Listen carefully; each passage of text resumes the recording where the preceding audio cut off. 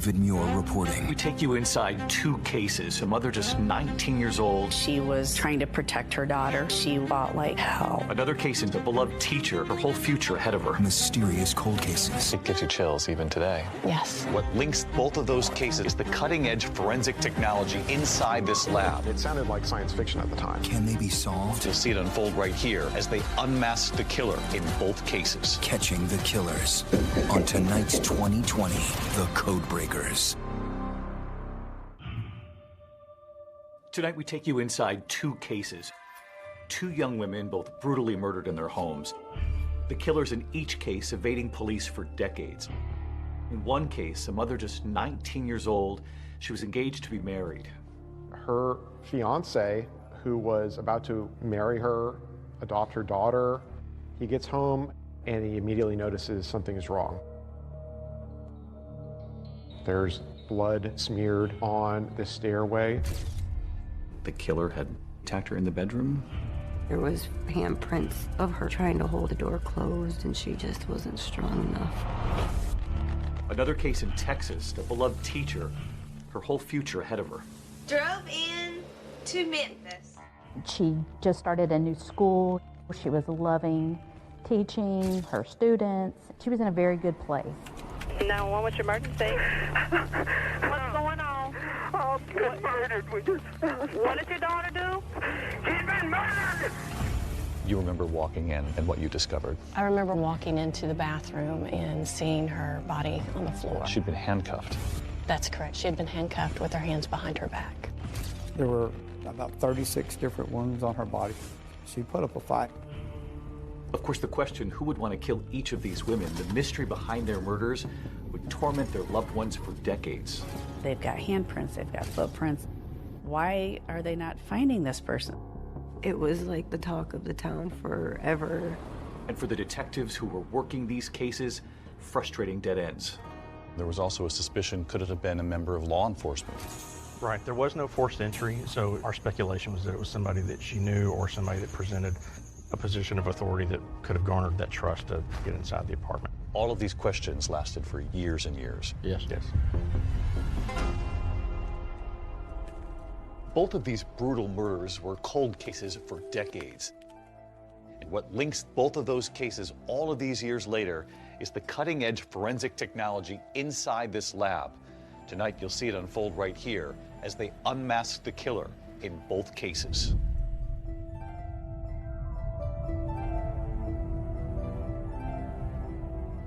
It's the first week of December 1988. 19-year-old Kathy Swartz is home with her 9-month-old daughter.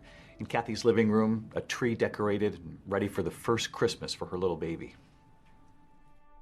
She was living with Mike Warner. They were, setting up their life, although he wasn't the father of the child. They were a couple and they were trying to make their way. He definitely came in and kind of was her knight in shining armor. They were a happy little family. Mike got up around 5:30 in the morning for his job. He gets home at 3:30 and he immediately notices something is wrong. Things were in disarray, blood up the banister, and then in the bedroom was Kathy, very bloody, unclothed mostly. He would later describe it as like the walls were painted with blood. Mike is so distressed, he immediately runs to a neighboring apartment because he can't bring himself to call the police. Mike does go back into the apartment to find her daughter. Kathy's baby, who's 9 months old, dressed in pants, a shirt. She has one sock on. Her diaper looks like it's been recently changed. She was standing up in the crib when Mike walked in. This is that baby left standing alone in that crib all those years ago. She's now 36 years old. How was your mother described to you? Beautiful, happy-go-lucky. She did love like AC/DC, Metallica. She was like a little rock and roll girl. And everybody tells me that I was like her whole world. So you were 16 years old when you read the police report. Mm-hmm.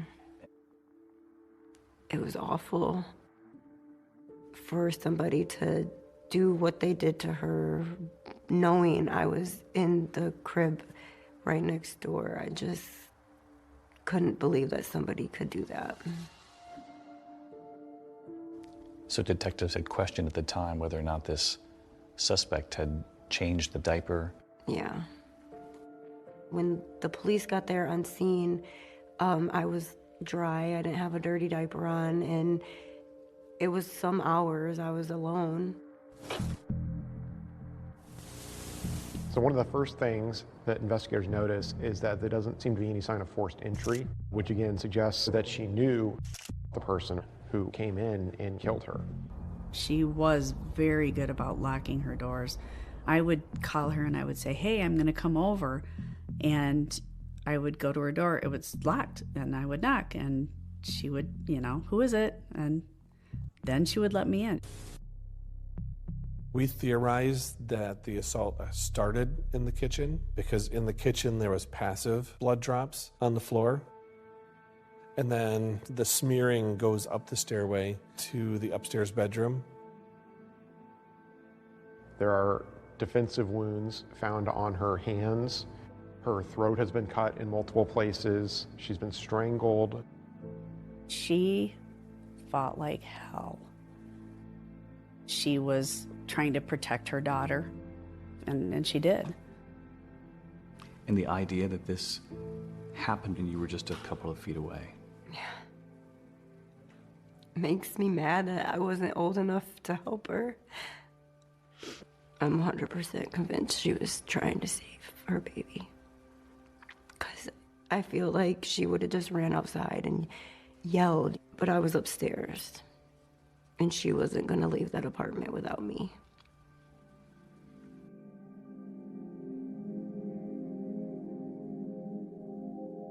In the bedroom where Kathy was found is a phone on the bed. The phone cord was cut, but on the phone there was Kathy's fingerprints, and then there was also an unknown fingerprint in blood. In '88, obviously, DNA was in its infancy. The fingerprint on the phone, how significant? Very significant, because they were in actual blood, and it was not my mom's. There is a bloody footprint in the bathroom. It looks like the suspect took a shower after the murder to try to maybe wipe the blood off, clean up. But in the process of doing so, he left behind a left footprint, size 9, in blood. And then the person left without being seen and without being discovered. It was very unsettling that something like that could happen. It just didn't make any sense. None of it made any sense. But when crime scene investigators passed through that gruesome scene again, this time with a new forensic light source, they find a new clue, and one that was imperceptible to the naked eye. It was like a great big neon clue. It's like, holy smokes.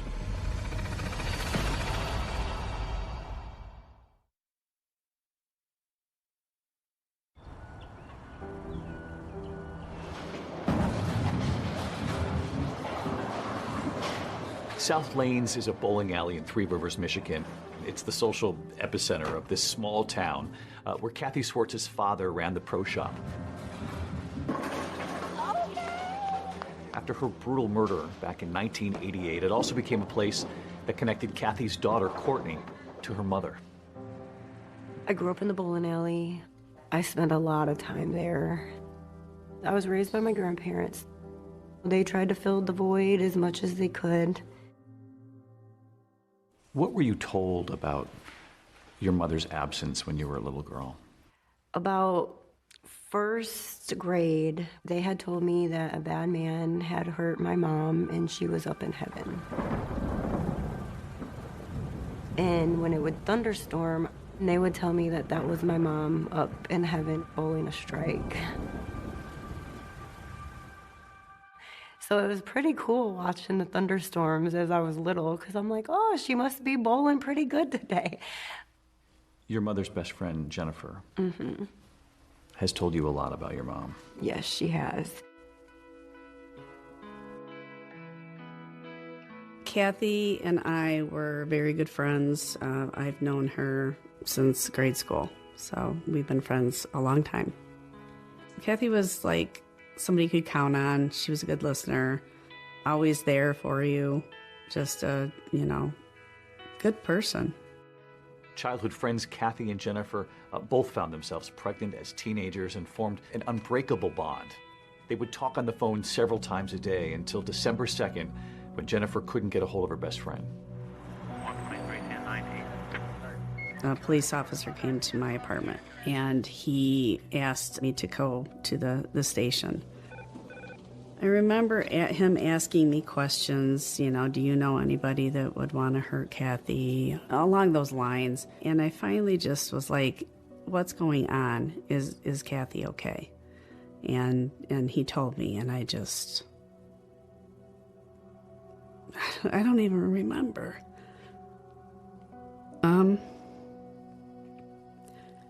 I know that the first thing out of my mouth was, is Courtney okay? Where is Courtney? I do remember pictures of our first Christmas tree, and she had presents under there for me, but she never got to give them to me. We can see it's the pain you still carry with you. They were a young family just starting out. Kathy and Mike Warner had only been engaged about 3 weeks before her brutal death. And since he was the one who found her body, of course, police would have a lot of questions for him. When the police initially interviewed him, he had this kind of flat affect to his voice. He didn't seem to be all that upset that she was dead. He didn't get emotional, and that seemed very suspicious to police. I can't imagine, walking into that scene and what that does to somebody. There was polygraph examinations that were done with. We were able to verify that he was at work in Sturgis all day long, and there was no way he could have came back to Three Rivers to do it. I had no doubt in my mind that he didn't have anything to do with this. And I knew it in my heart. No, he loved her. She and Courtney were his world. I go by Judge Jeffrey Middleton now, but at the time of this, I was Chief Assistant Prosecuting Attorney. We would have maybe one homicide a year, not a young woman killed alone in her apartment during broad daylight. At that point, they were leaving no stone unturned.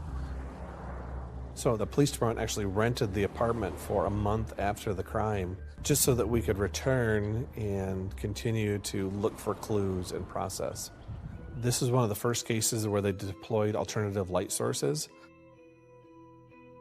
They went into the crime scene with a black light. On the refrigerator, they noticed 2 pieces of writing. Metallica was written on the refrigerator, and Harley was here. These were inexplicable writings that apparently had been erased. And we found that someone had written on her body, probably in magic marker on the inside of her thigh, and said, "I was here," with an arrow pointing up toward her groin. That was not visible to the naked eye. And when detectives speak to Kathy's friends, they hear about an ex-boyfriend named Troy Schultes. It turns out he had a nickname, Harley, which of course got their attention. He was a huge fan of the band Metallica. In fact, he has a Harley-Davidson decal on his truck. The truck was spotted outside Kathy's apartment that very afternoon of her murder. Well, that's who I told him to look at and, to question. I know a lot of other people did too. I don't know how to really describe it, but it was not a good they were not good together. When they further look into him, he doesn't have an alibi for that afternoon. So he immediately becomes their number 1 suspect. They pick him up for questioning. Troy Schultes admitted that he was the one that wrote on the refrigerator and on the wall in the apartment, but he never admitted to writing it on her thigh. And he said, "Well, I didn't do it." And still with no solid alibi for the night of the murder, police zero in on Troy. I thought, that's got to be it. Because again, it's got to be somebody she knew, somebody she trusted. And before long, an arrest in the Kathy Swartz case is announced. But if investigators think they've got their guy, a rude awakening is ahead.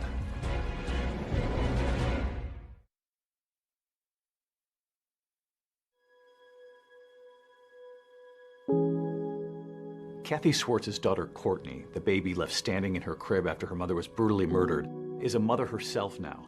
Why are you breaking everything? And she and her 4 children have stayed in Three Rivers, Michigan, finding comfort in a mother that she lost when she was just a baby.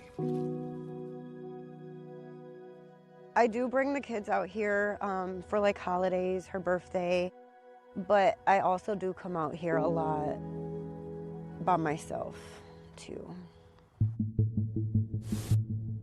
Back in 1988, police believed they found the perpetrator who brutally murdered Courtney's mother, the man whose nickname was scrawled across her refrigerator, her ex-boyfriend, Troy Schultes. You know, you look at that and you think, well, that's somebody leaving a calling card behind that they were there. Without any kind of solid alibi and now under a cloud of suspicion, Troy is arrested, he's charged, and he pleads not guilty. We had the fingerprints, but we also had a sample of blood that was left behind. We believe because Kathy fought back that whoever the killer was had sustained an injury, and Troy's blood type did not match. They take fingerprints and footprints from him, and those prints also do not match. So the charges were dismissed. As it turns out, he was wrongfully arrested and wrongfully charged. So with the investigation now back at square one, the Three Rivers Police Department, they refocus on matching the fingerprint and the footprint found at the crime scene to the killer. We had fingerprinted and footprinted so many individuals that had been living in Three Rivers at that time, and none of them were a match. I thought we would solve this quickly. So the first month passed, we didn't know, 3 months passed, a year passed, and it wasn't solved. Police even looked at similar crimes that had taken place elsewhere in the area. They took fingerprints, footprints. There was no match. And the case got colder and colder. And as DNA technology improves, law enforcement, they continue to work the case. We fast forward to 2012. We're going over the evidence again. The fingerprint that they had found on the phone was in the suspect's blood, and it was still in viable condition to obtain a DNA profile from that. And we enter it into CODIS, and we think that's going to give us a hit. And of course, it doesn't. As the years continue to pass, the mystery and the collateral damage for this whole community only grew. The town was haunted by this. Did you feel the eyes of the town on you as you were growing up? Yes. And I was the baby, so like everybody wanted to take care of the baby, and you know, like it's still that way. When you don't have answers, you just have questions all the time. But it definitely changed me. It really changed me. I slept with a machete under my mattress for years. So every December 2nd represents another year without justice for Courtney and her grandparents. Today, the family is together remembering Kathy on the anniversary of her death. It's hard. Real hard. I felt a certain point that I wasn't sure that they would ever find out. Probably right there, before she died. It's been 25 years, but remembering hasn't gotten any easier for David Swartz. I think, yeah, probably the worst thing for me is the why. Why? Why did it have to happen like something like that?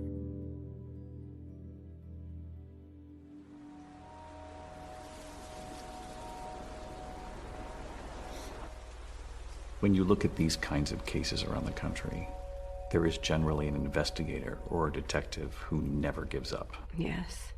And in this case, it was Jeffrey Middleton. Yes. He is a great guy. What was it, do you think, that kept him going on this case for so long? He was young, just starting out, and this was really the only cold case in our town. I spent more time on this case than any other case in my entire career. Sometimes in later years, I would pretend I was on vacation and lock myself in the library and just go through this file. As Courtney got older, she would call me sometimes and ask if I knew anything, and I never had any answers. Police have DNA, fingerprints, and a lot of physical evidence. What they don't have is the person who murdered a 19-year-old Three Rivers woman in 1988. Here's a lot of the evidence right from property. Eventually, the Three Rivers Police Department decided to partner with the Michigan State Police. They're convinced that with advances in DNA testing technology, that the Kathy Swartz case can finally be solved. In Kathy's case, we had DNA that was in CODIS, and we had not gotten a match. We'd exhausted, the fingerprints, and these things which normally get us a hit did not. So I honestly felt like the genetic genealogy was our only chance for solving this case. And then 3 years ago, Othram, a forensics lab in Texas, now enters the picture. Promising something everyone close to the Kathy Swartz case has waited decades for: answers. Othram uses DNA technology to help identify victims and perpetrators when law enforcement cannot. They knew that it was an unknown male contributor to that DNA, but they didn't know who it was. But all these years later, they said, well, look at this and see if there's something you can do with it. And you were convinced you could? We were absolutely certain that we could help the Michigan State Police work this case. They said, we'll get you a lead back. We're not going to guarantee that it's the lead, but we'll get you a lead. They had over 1,000 suspects. All of a sudden, it's narrowed down to 4. It was our breakthrough.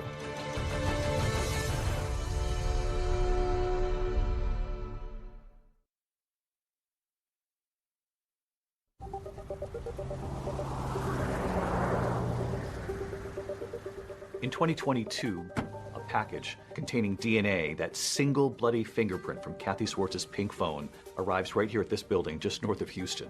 To the outsider, it looks like just another office building, but what's actually happening inside, in these labs, is now changing how investigations across this country are being solved. This is the headquarters of Othram, a cutting-edge forensics lab that's been mentioned in some of today's most talked-about criminal investigations. And Othram has been credited by law enforcement with helping to solve cases that have been unsolvable for years now. How are you? It's good to see you. Good to see you. How are you? Yeah, Thank you. Welcome to Othram. David and Kristen Middleman are the husband and wife team behind all of this. Everything you see on our right side will be forensic. Everything you see on the left side will be research. Not every case is suitable for DNA testing right now. Burnt remains, exploded remains, really difficult mixtures. But we hope that one day we live in a world where every case can be suitable for DNA testing. So you'll hold on to remains for a while and keep trying. We don't give up ever. The Middleman's partnership, both in work and in life, actually began over a few blind mice. It's the year 2000. You've just started your PhD at Baylor. You're doing a study on mice? I was. And there was another young scientist. David, yep. So our projects collided, and he actually cured my blind mice. So I thought, wow, if this guy can do that, I think I'll marry him. David Middleman had worked in biomedical research for years before realizing that law enforcement was relying on a limited form of DNA testing. He knew that better technology was available, but said it just wasn't being widely used out there. It sounded like science fiction at the time. This way you could take decades-old DNA, put it into a genealogy database, build a family tree for your suspect, and then that takes you right to his door. That was pretty amazing. You start to think, wow, this is really an unused tool here for law enforcement. Yeah, it felt wrong that there were tools available, and yet there was this piling up backlog of cases that were unsolved. So at one point, you turn to Kristen and you say, I want to start my own lab. His words were, let's build a forensic lab of the future. And my words were, what? Who's going to give you evidence? You thought from the very beginning, who's going to trust us with this? 100%. I said, I don't think people will come. And he said, well, I'm going to build it and we're going to see. Within a year, he was solving cases almost every week. And the more cold cases they closed, the more publicity they got. And police departments around the world started sending them cases. It's just grown exponentially. In terms of publicly announced solves, Othram is #1 in the world. That includes homicides, rapes, unidentified bodies that they've been able to give names to. And Othram's reputation now for cracking these cold cases using DNA evidence and forensic genetic genealogy is what actually led Michigan detectives to send that 30-year-old DNA to this lab. In the Kathy Swartz case, this DNA was how old when it got here from that pink phone? It was decades old, and in spite of being so old, the DNA was still intact and usable for testing. So you knew right away this was suitable, and this was just his DNA, the suspect's. Yeah, the DNA was a single unknown male contributor. It's a small sample, but in spite of that, there's anywhere from hundreds to thousands of cells worth of DNA. So if you touch David's hand, how much DNA, how many cells have you left there? Hundreds of cells. Hundreds of cells on his hand, and sometimes you're dealing with 10, 15. Even less. From years ago. Yeah. And still able to solve the case. It's a very, very sensitive technology. In this Kathy Swartz case, you've chemically labeled all the different parts of the DNA in this room right here. And what do you do with it from there? It is now ready to actually be read. This particular DNA sequencer is one of the most powerful sequencers This on here Earth. with the green? Yes. Give me a comparison to what authorities used to have to deal with. What would the DNA sequence reveal versus what you can reveal with the DNA sequencing from this machine now? Sure. So for the last 30 years, people have used a different kind of DNA testing technology that can measure 20 data points in the DNA. This machine actually can read out the entire sequence. So whereas you might get 20 data points in the earlier versions of this technology, this machine could give you anywhere from 100,000 to 1 million data points. 100,000 to 1 million? 100,000 to 1 million data points. So now that you have this sequencing that they just didn't have access to years ago, in this particular case, for example, what do you then do with that? So with the data file that comes out that might have 100,000 to 1 million DNA markers, you can do a lot more, including genetic genealogy and that search for distant relatives. You're taking what in many cases is a very old DNA sample from these cold cases. You're expanding the DNA sequence, but you're also able to take that information now and put it up against vast public data now, because families and relatives and third cousins and fourth cousins have put all of this information out there, and it would seem that this might unlock cold cases everywhere. Correct. At that point, Othram's in-house genealogy team takes over to build a family tree for the suspected killer of Kathy Swartz. These types of crimes going unsolved have a ripple effect across society, not just the victim and the family not having answers, but the law enforcement that worked the case for decades, consumed by a case they can't solve. Finding those investigators and then gaining their trust is what Othram says has been critical to their success in helping to crack these cases. In those early years, you have no background in law enforcement. Are you essentially making cold calls to police stations? I spent my time almost exclusively talking to law enforcement. You live in Texas, and you know if you want to land a case in Texas, you got to get to the Texas Rangers. But how did you convince them that we've got a tool here? Well, the one that I've done the most work with is Ranger Brandon Bess. Brandon Bess is almost out of central casting for a Texas Ranger. He's this imposing man with his white hat. When David Middleman founded Othram, nobody had heard of them. And when Bess visited in 2019, he was really kind of taken aback. David walks in this room, and it's to speak to David's confidence in that he's wearing a t-shirt that's about 2 sizes too small. He's wearing jeans that have holes in them.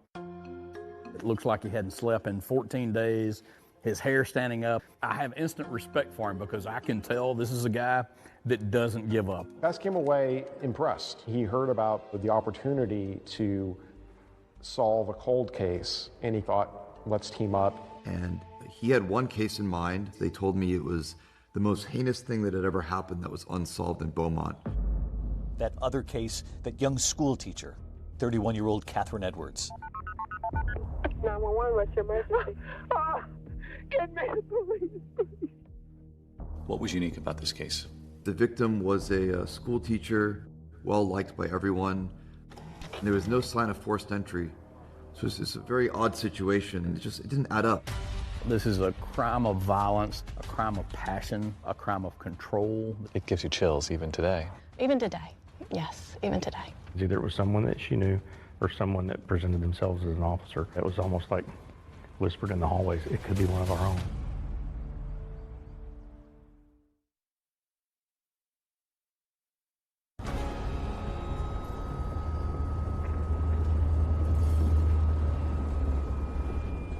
So on January 14th, 1995, the Beaumont Police Department gets a 911 call from a man at a townhouse in West Beaumont. Oh, Jesus! 911, what's your emergency? Get me the police, please. He had found his daughter in the second floor bathroom, slumped over the tub. Okay, ma'am, what's going on there? Our daughter has been murdered. Okay, what happened, ma'am? We came over here and found her. She's handcuffed. She's been tortured. Please, okay, we're sending someone. Don't hang up, all right? Okay, is there anyone else in the house? My husband is here with me. Okay. We found her. That woman was Catherine Edwards, and she's a teacher at a local elementary school. She was supposed to have plans with her sister and family for lunch. When she didn't respond by phone call, they went by her house and found that her car was still there. Got inside the house with a key. Her father said he grabbed her and pulled her over and rolled her over to look and see if there's anything he could do. He was crying hysterically. Get the police and an ambulance. To listen to the emotion in those calls, you know, just gut-wrenching. In my 30-plus years, I'd never heard anything like it. Dad covers her with a towel. Police show up. There's one officer by the name of Carmen Brown. She shows up first, and she secures the crime scene. And that officer, Carmen Brown Apple, says the memory of her entering Catherine Edwards' townhouse has played over and over again in her mind for decades. You remember walking in and what you discovered? I remember walking in and going up the stairs, looking first into the bedroom that was very much in disarray. What did you find as far as the bedroom and the bathroom? Bedroom, there was looked like there had been some type of tussle in there. Things had been knocked around. Sheets were partially torn off. A portion of the bedpost had come off. And then walking into the bathroom and seeing her body on the floor. She'd been handcuffed.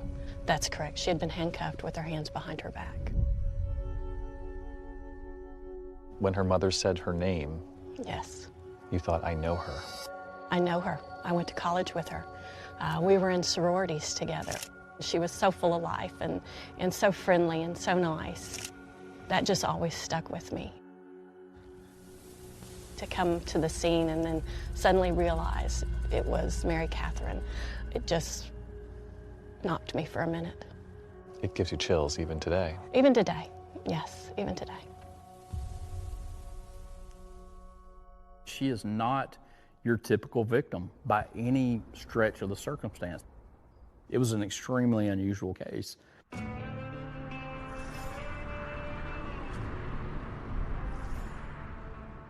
Catherine and her twin sister Allison grew up in Beaumont. They're part of a close-knit Presbyterian family. They both attended Forest Park High School and then Lamar University, which is in Beaumont. And they both became school teachers at the Beaumont Independent School District. Catherine and her sister were extremely close. When you talk about Mary Catherine and talk about Allison and look at them, I mean, they are identical twins. You can't tell them apart. They both had students come up to each other in the grocery store thinking they were the other twin. Investigators learned that her sister Allison was likely the last person, aside from the killer obviously, to see Catherine alive.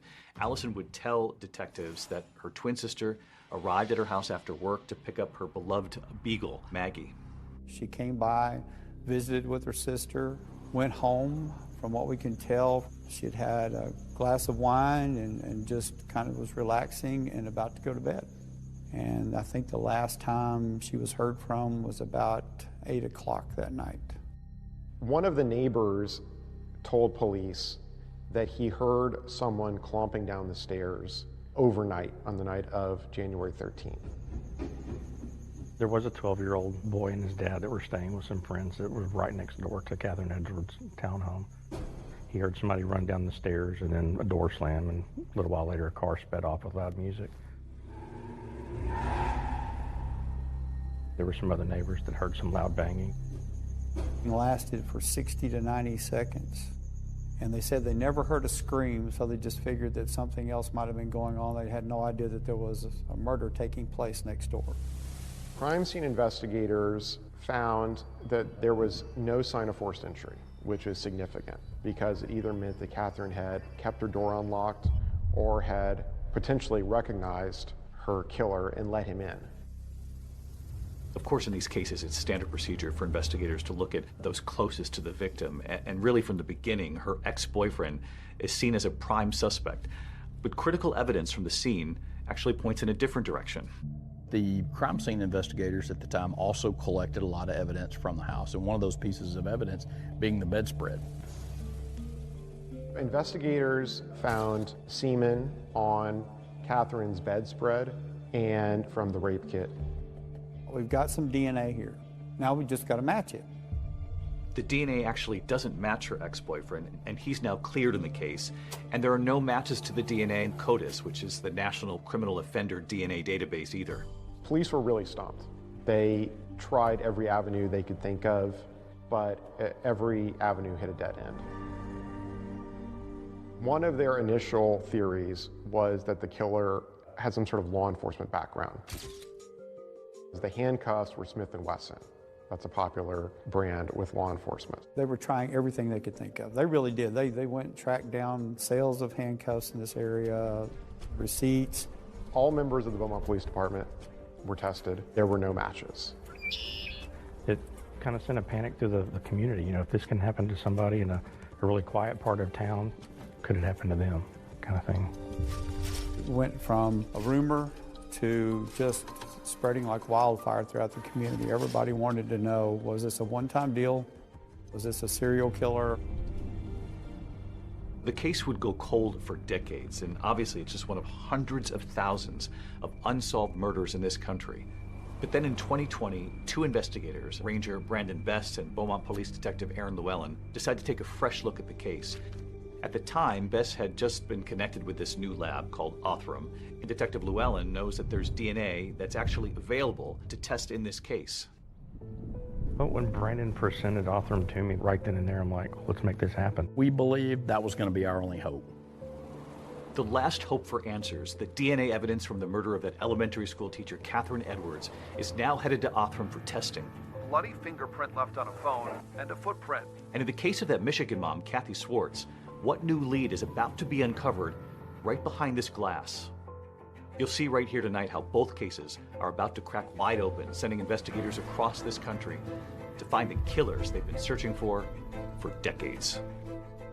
The person that did it was in the 10,000 pages of police reports. You have all these puzzle pieces, but if they don't all fit together, you don't see the picture. I want you to think about the next words that come out of your mouth.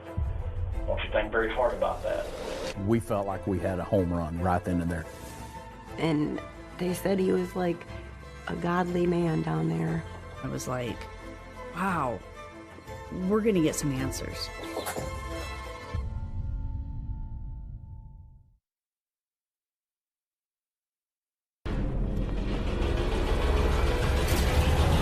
Tonight, two horrible murders.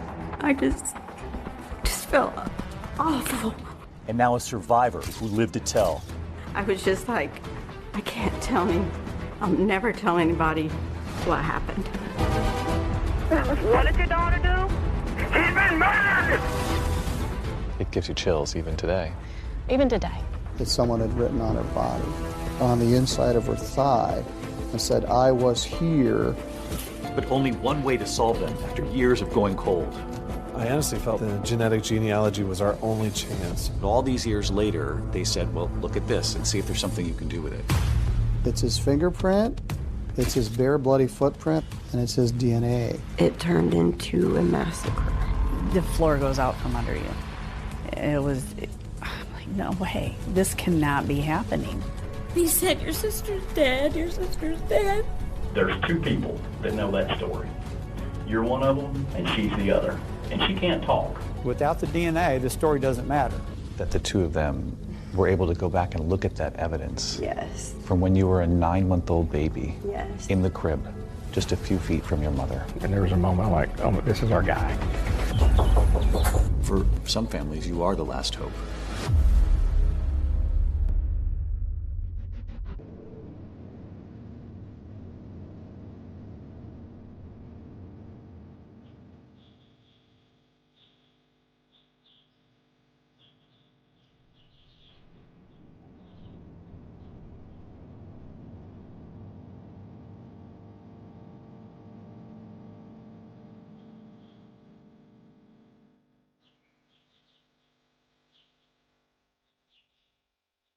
Courtney Swartz's childhood was clouded in mystery.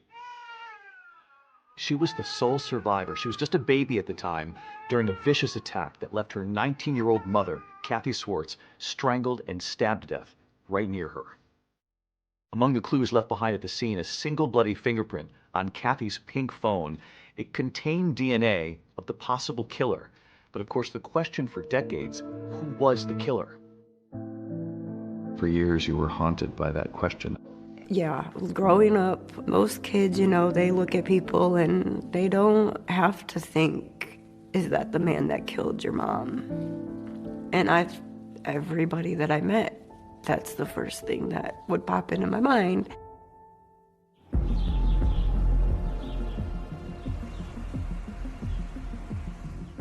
This is the original file from 1988. When you have your files in a cold case, the killer's name, it's in there somewhere. The profilers really believed that whoever it was would return to her gravesite.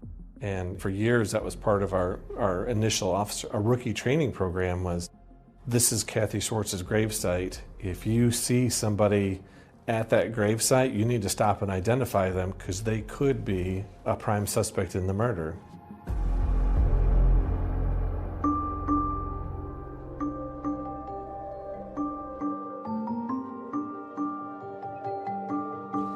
More than 1,000 miles from Three Rivers, Michigan, we're right here on the Neches River in Beaumont, Texas, where another family, heartbroken for decades, the community wondering, do they too have a killer in their midst? After the brutal murder of a young elementary school teacher, Catherine Edwards. She was just 31. And detectives here wondering, would they ever have the tools to solve this case?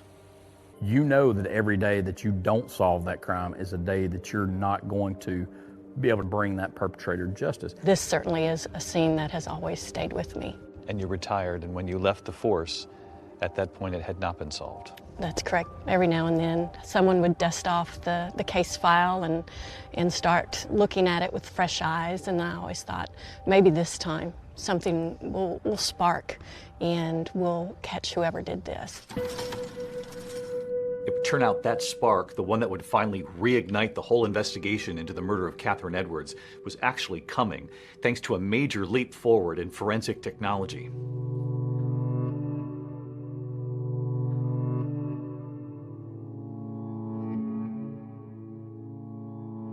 In 2020, a courier drops off a package at Othram's office.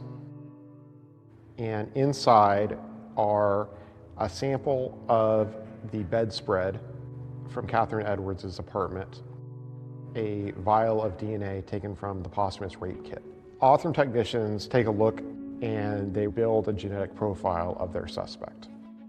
Investigators now have a human profile that can actually be searched in public databases to try to find possible family members across this country. And to do that, you need a genealogist to connect the dots. And Beaumont detective Aaron Llewellyn didn't have to look far for help. Aaron Llewellyn knew one who would work the case for free, and that was his wife, Tina. I remember sitting at the table one night and getting really frustrated trying to map all this out. And she's like, let me help. Actually, just move over. I got this. No, Tina doesn't ask. Tina Llewellyn was a detective in the Beaumont Auto Crimes Division. And she had an amateur interest in genealogy. I can remember dozing off one night and I wake up and she's got lines going here and lines going there. So now, along with the Middlemans from the Othram Forensic Laboratory, you've got two husband-wife teams actually working the case of this elementary school teacher, Catherine Edwards. And soon another critical partner joins the hunt. When Tina Llewellyn is looking through the matches to their suspect, these are distant relatives of the suspected killer. She notices that a lot of them are clustered in Cajun country in Louisiana. And the same contact name keeps popping up. This woman named Shara LaPointe. I was sitting at my desk one day and I got a phone call. He said, I'm Detective Aaron Llewellyn from the Beaumont Police Department. Your email is attached to one of the matches that we have to the person of interest. Shara LaPointe just happens to be a professional genealogist with experience working in criminal cases. She also has Cajun ancestry. Cajuns, back to the late 1700s, we were a small population who came to South Louisiana. And so they married their neighbors, who was usually their relatives also. Cajun ancestry is notoriously complicated and complex to perform genealogical work on. I knew it was going to be a challenge from the start. We spent hours and hours and hours on the phone talking to each other. Probably no less than 5 times a day. A friendship quickly forms as the two women spend the next 3 months building a family tree around the suspect's DNA, using every record they can find, a combination of internet research and good old-fashioned library archives. A lot of newspaper articles. A lot of newspaper Obituaries. articles. Census records. I remember I got to a couple in Beaumont, and there are yearbook records of 2 sons that couple had. And the first one we came across, he was the right age. He went to the same high school with our victim. Aaron goes and does research and finds out that he had a criminal history from here, and it was a prior sexual assault that had occurred in 1981. And there was a moment like, oh, this is our guy. And the details of that assault set off alarm bells for detectives. There were a lot of similarities in that case that mimicked Catherine Edwards' case. The victim's hands were bound behind her back. She was sexually assaulted. We felt like we had a home run right then and there. Suddenly they realized that this suspect had a second victim. The difference this time, the victim survived and lived to tell. He started telling me that he was training to become a policeman and stuff. He was like, I'll just take you home. I don't know why, but I believed him.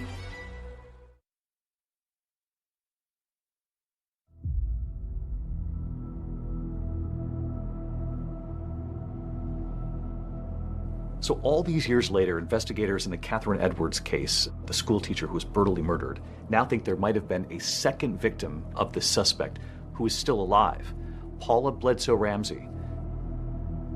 I was 19. There was a new country western bar that opened up. I really didn't want to go that night, but I'd promised the other girls that I would go.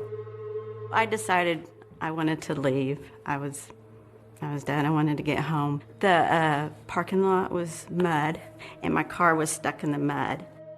I just thought, I'll just walk to the gas station and call my mom. She says a man offered her a ride home.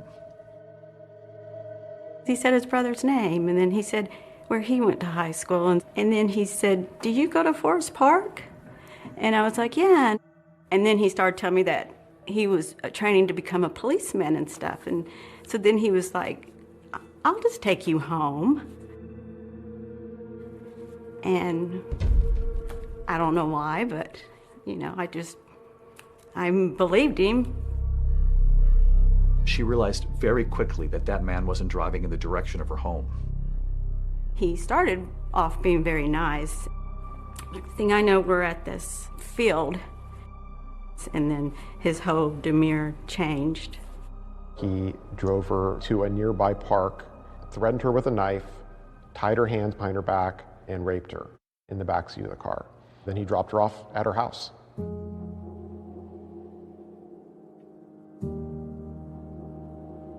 I just felt awful and shameful, and I was just like, I can't tell him. I'll never tell anybody what happened. I don't know. I was kind of like, I don't know if anybody would believe me. You know, is it my fault? Was it my fault?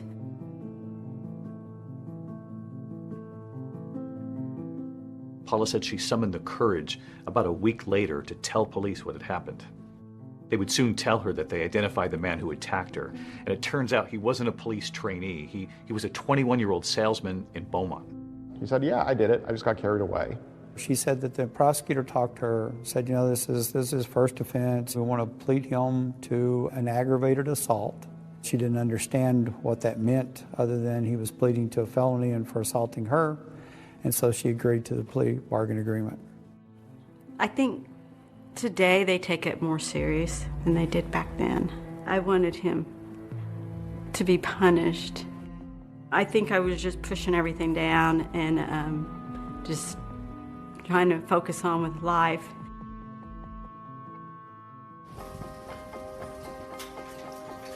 Hey, good. How are you? Ranger Bess? Brandon. Yes, Good sir. to see you. Pleasure. Yes, sir. So when you looked at what had happened in 1981 with this sexual assault, you thought there's a lot here that seems awfully close to the Catherine Edwards case. I did.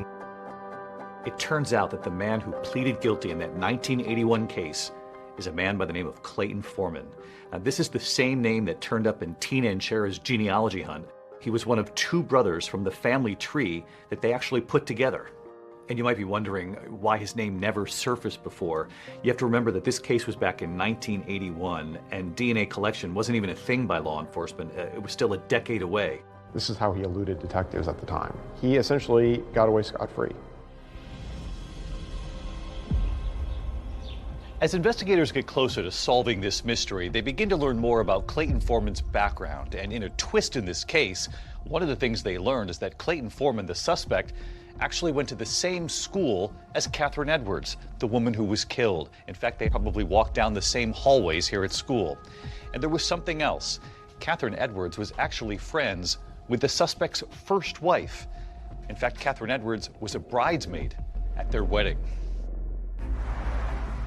Investigators figure out that Clayton Foreman is working in a suburb of Columbus, Ohio, and he's working as a rideshare driver. We've got a suspect. Now we've got to make sure that's the right guy. So they go, they pull the trash can, they get some plastic silverware from takeout and some other things from the trash can. So you tell the FBI what you found, and they gather some trash at the suspect's home in Ohio. Correct. They shipped that down here to me, and then once I went through it, I coordinated with our lab here in Texas to see what items would be best to test, and they compared it to the evidence that we had. And we got the call. This is our guy. This is a match. Of course, we're chomping at the bit to get there to Ohio.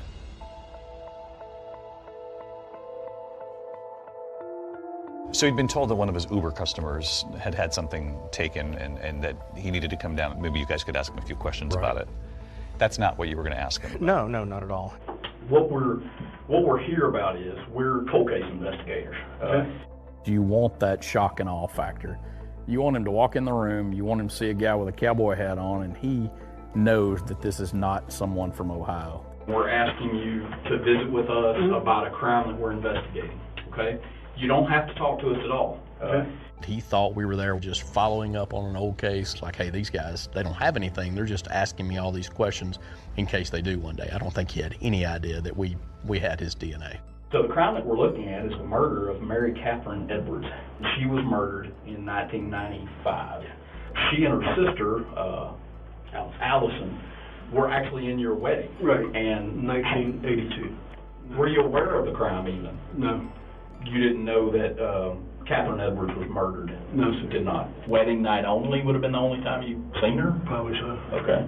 Never, obviously, had sex with her? No. Never? Never. Did you ever go in her house at all? Any house that she ever lived in? No. Clay, I'm going to level with you. Okay? Right here and now, and I want you to hear me real close. All right, sir. What I'm going to tell you right now is your DNA was on Catherine's bed and was inside Catherine. Okay. I mean, I don't know how I got there, but per se it was there. There's only one way for it to get there. Okay. And that's by you putting it there. Okay. There's two people that know that story. You're one of them, and she's the other. And she can't talk. Mm-hmm. What I asked you is, now, to be honest with us completely, and tell us, how did that happen? I'm not going to say anything. So if I need an attorney now, You probably need one, or you do need one. I'll need an attorney. After he makes it outside, that's when we executed the arrest warrant and arrested him. You showed up with the handcuffs that he used on Catherine Edwards. We did, and got to put him on him after we got through interviewing him. Did he know that those were the handcuffs he used? He was told. New developments tonight on the murder of a beloved Beaumont teacher. So finally, 36 years after Catherine Edwards' murder and arrest, the team can now return to Texas to prepare for trial. And in South Carolina, another team of investigators, they're now chasing a promising lead in their case because of this new technology. The murder of Michigan mom Kathy Swartz, whose daughter has gone so many years without answers. At what point did hope return for you? I got a phone call from Sam Smallcombe, and he said, we may have the guy that killed your mom. Gentlemen, how can we help you?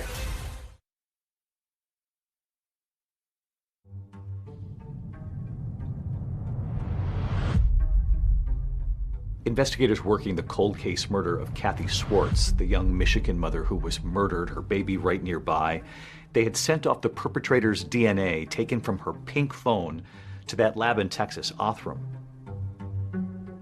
So after 3 decades with no arrests in this case, Othram actually uses their cutting-edge technology to build a comprehensive DNA sequence of who the perpetrator is. So now that you have this sequencing that they just didn't have access to years ago, what do you then do with that? We could use that profile to search a database of people, and in doing this, we can then begin to figure out how these people that are near relatives are arranged on a family tree. And if we can do that, then we can begin to ask where the person that we're looking to identify might fit on the tree. In going down the family tree, you find that there is actually a family that lives in Three Rivers, Michigan, a mother and father with 4 sons. Yes, correct. We got the report back, and they believed it was a family that had lived in Three Rivers. The DNA was male, so this narrowed it down to 4 brothers.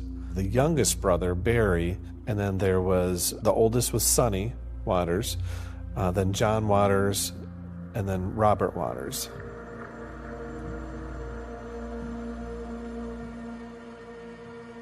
We were very excited because now we have leads to run off from.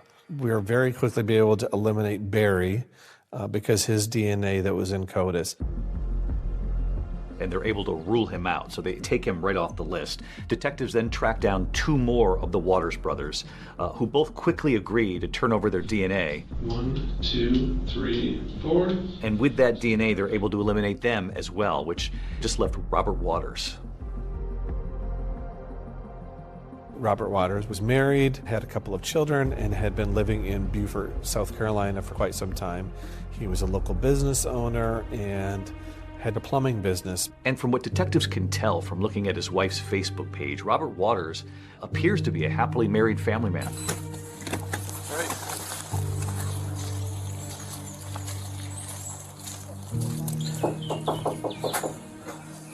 Hey, how you doing? Good morning. Hey, Robert. Good morning. How you doing? Good. How are you? How can we help you? I'm Sam Smallcombe from Three Rivers PD. This is Todd Peters from Michigan State Police. Nice to meet you. Nice to meet you, too. Can we talk for just a couple of minutes? Sure. Not inconvenience All right. so much? Sure. He seemed like the guy next door that would mow your lawn for you if you were going to be out of town for a week. So I'm helping Sam, and we reopened this case from Three Rivers from way back in the day, going back through and getting interviews and just clearing everything down. Okay. So we were wondering if you'd have time to come down to the PD and talk with us down there. Yeah. Okay. Somebody comes into your, knocks on your door, investigators from another state, and asks you to come down to a department and talk. You're probably going to ask why. Never asks why, and agrees to drive himself down and meet us there. So we'll just expect you in a couple minutes, and we'll meet you down. That's fine. All right. Thank you, sir. After initially not showing at the police station, detectives call Waters. He's informed that they have a warrant for his prints and his DNA, and later that day he actually comes in. But what I'm probably going to do is do the 3 and... We had to just focus on getting the fingerprints and the DNA. Yeah, don't have a seat. And one of the issues we'd run into is the Beaufort Police Department did not have the fingerprint live scan machine. So we had to use the traditional ink and paper. Hang on for just a second. I gotta take a call real quick here. Yes, sir. Hey, sorry to bother you. We're struggling with this print here. Unfortunately, at that police station, they're having trouble actually getting a clean print from Waters. You want to come get your fingers dirty again? We're going to try to do it on just card stock. Okay. So we rolled them a second time, sent those back. Never gets upset about it, never gets worked up about the time. We're going to go flat down. He still just willingly, I guess, hung out with us. So you've got the detectives now waiting for a definitive answer from the lab in Michigan. So they spend the next 5 hours actually making small talk with Robert Waters. If you like seafood. Yep, I do. You will like that place. We talked about our families, his family, plumbing, and remodeling houses. You would never guess by looking at that guy that he was concerned about why he was there or the outcome of it. All right. Okay. I just wanted to tell you, we did submit the print that we took from you earlier. It did match to the one at the crime scene. So at this time, you are under arrest for the murder of Kathy Schwartz. Okay? Okay. It really surprised me. He did not really react. I feel like he knew when we showed up that morning that the game was up. Do you remember when you learned that the prints were a match? There was just so many emotions and everything going on that I was just overwhelmed and so excited because finally they had him. So after decades, you have your answer. Yes. 53-year-old Robert Waters, a former Three Rivers resident, now a plumber, husband, father, and accused killer. I didn't recognize his name, didn't sound familiar to me at all. But investigators always believed that Kathy Schwartz must have known her killer in some way. You'll remember there was no forced entry.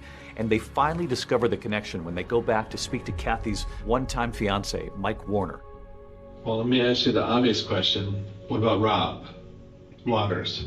He came there one time. He came there one time? One time. Okay. Do you remember, like, was that close to December? That was... I think so. He knew Robbie Waters, had visited the apartment about a month before the murder. We hadn't seen him since grade school. Yeah. Okay, so he just somehow figured out that you guys were living in Riverside and showed up that one time. Yeah. I honestly think she knew him then, obviously, because he was friends with Mike, and he was in town and tried to come see my mom, and she wasn't having it. He's waiting to be extradited to St. Joseph County. It really was, like, wow, we're going to get some answers. We're going to find some things out. But before his day in court could actually come, the suspect, Robert Waters, does something that shocks everyone. No way. This cannot be happening.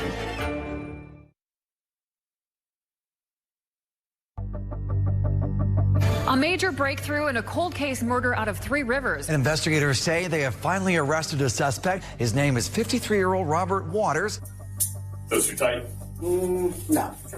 The plans were already in place. He had waived extradition, so he knew that he's going to be brought back to Michigan. They go down to South Carolina, and they discover that this man had been living a full life. Yeah. Married, children, a job. A good job. A good life. And they said he was like a godly man down there. To that you say? No. They don't know the real man. But after evading law enforcement for decades, Robert Waters never makes it back to Michigan. At like 6:30 in the morning, I received a call from an investigator from Beaufort, and she had explained that she had just come from the jail and that Robert Waters had hung himself in his cell. I'm like, no way. This cannot be happening. Again, like a disbelief, like why?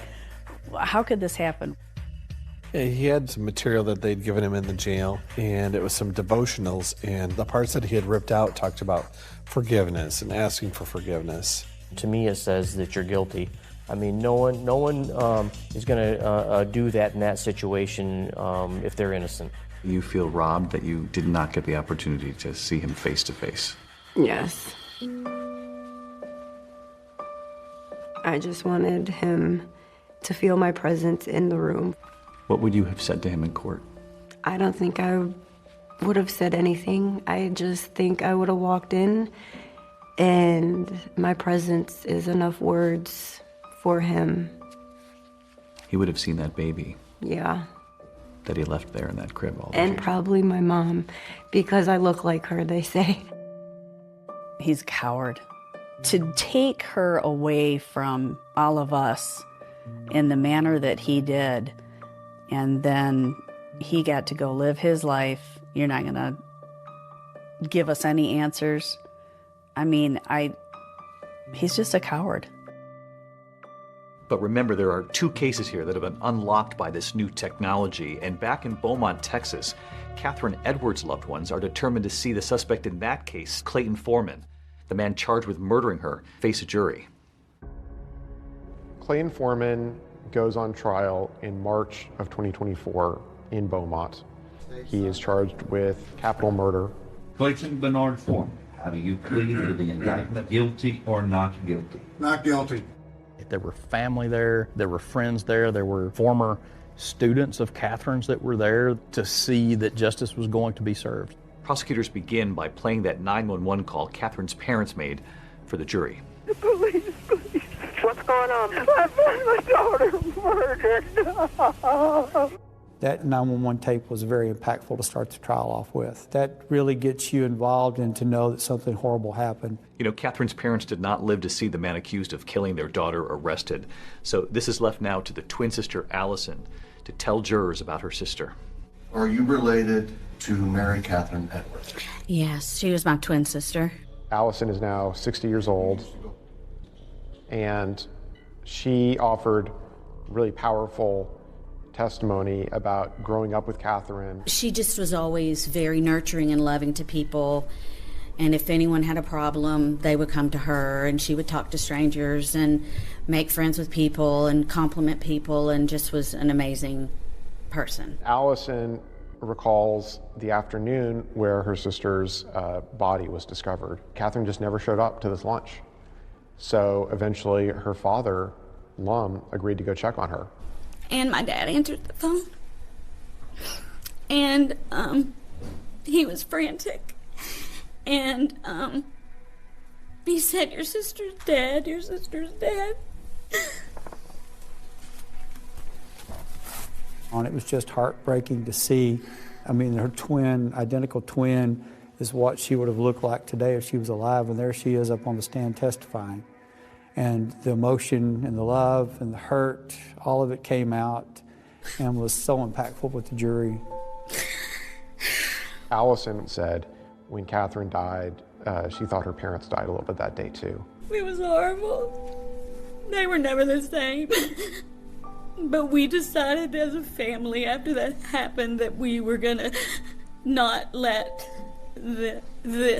what happened kill us too, and that we were gonna live to honor her, and that's what we always did after that. In a heart-crushing moment, Allison shares with the jury how she honored her sister after her death. 4 years later, I had a daughter, and her name is Catherine. Catherine Ann, after my sister. But she never got to know her. My oldest was 9 months old, and she was her godmother, and she never got to know her either. You can know the case inside out, but until you see somebody testify and see the raw emotion that's going on, that was raw emotion that they relived on the stand. Excuse me, thank you. Prosecution's next witness is about to detail the surprising connection between Catherine Edwards and Clayton Foreman. And you got married to a person by the name of Clayton Foreman. Yes. And what she's about to tell the jury about his reaction to Catherine's death. It dumbfounded me.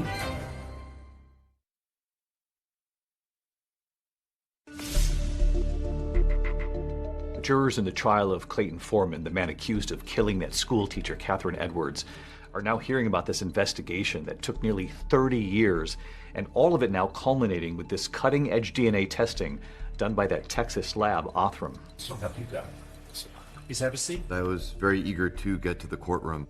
I work at Othram. We'll do the testing, and it will result in the building of a DNA profile to generate new leads in the investigation. It's one thing to solve a case, and it's another to be able to defend how that work was done allow it to be interrogated openly and critiqued. We want to see at least 50% of the markers, and you can see that in actuality we had, it looks like 87%. So that's far in excess of what is necessary to produce a workable profile. Without the DNA, the story doesn't matter. That's that one puzzle piece that puts it all together. So prosecutors want the jurors now to hear from the woman who can actually detail the connection between that school teacher, Catherine Edwards, and Clayton Foreman. She was married to him. My name's Diana Coate. And remember, Catherine Edwards and her twin sister were actually bridesmaids at the wedding. Were they friends of yours in high school? Yes. She also testified that while she was married to Foreman, she actually discovered something unnerving in his car. You had found a briefcase in the trunk of the defendant's car, is that correct? That's correct. All right. What was inside the briefcase? There was a gun, a set of handcuffs, and some horrible pornographic material. Okay. Regarding the gun, was there any reason for him to have a gun that you knew of at the time? No reason. I mean... Is there any reason that you knew of that he would have a pair of handcuffs in the back of his trunk? No. Did you ever talk to him about that? No. I didn't know what he would say. I didn't know what he would do. And later, when questioned by the defense, Diana said she never saw the briefcase again. She also recalled an odd conversation that she'd actually had with her ex-husband about Catherine and her twin sister.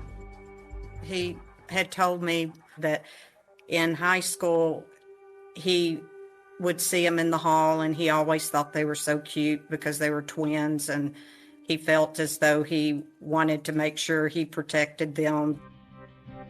After 11 years of marriage, Diana and Foreman divorced, but they continue to stay in touch. And she tells jurors how 2 years later, in 1995, she actually called her ex-husband after finding out that Catherine had been murdered. Was that very upsetting to you? Yes. When you told him, how did he react? He didn't. It was very shocking to me. It had like no feeling whatsoever, and just basically was like, oh, really? And it dumbfounded me. Excuse me, thank you. And there was one more witness jurors would hear from, Paula Ramsey, Foreman's victim from 1981. It had been decades since Paula had even heard the name of the man who assaulted her. It was a Friday, and I was at work. My phone rang, and it said Beaumont Police. This emotion came over me, and I was like, what, is someone messing with me? And on the other end of the line was Detective Llewellyn. He said he's a suspect in a murder. And that's when he started telling me about the DNA. And he said, it is a cold case murder. And I was like, you don't even have to ask. I will go. I will testify. When we hung up, I just broke down. I mean, you just go back to being that girl again, where that fear and all of it just kind of consumes you again.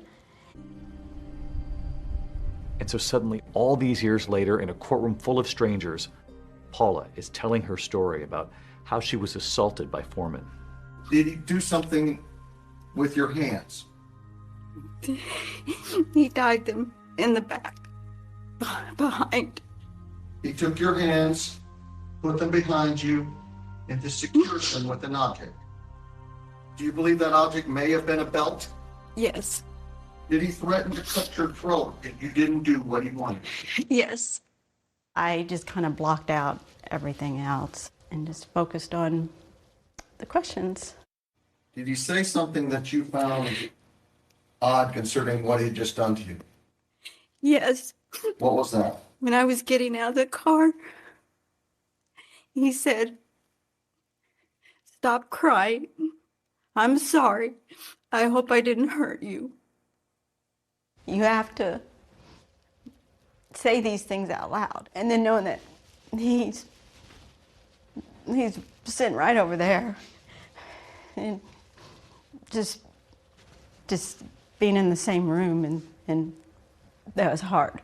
She relived it on that stand, and it was amazing to watch her, how brave she was to do that. You came here today to tell us truly what happened to you 42, 43 years ago, right? Yes. Who did you do that for? For Catherine. I wanted to see justice done for her.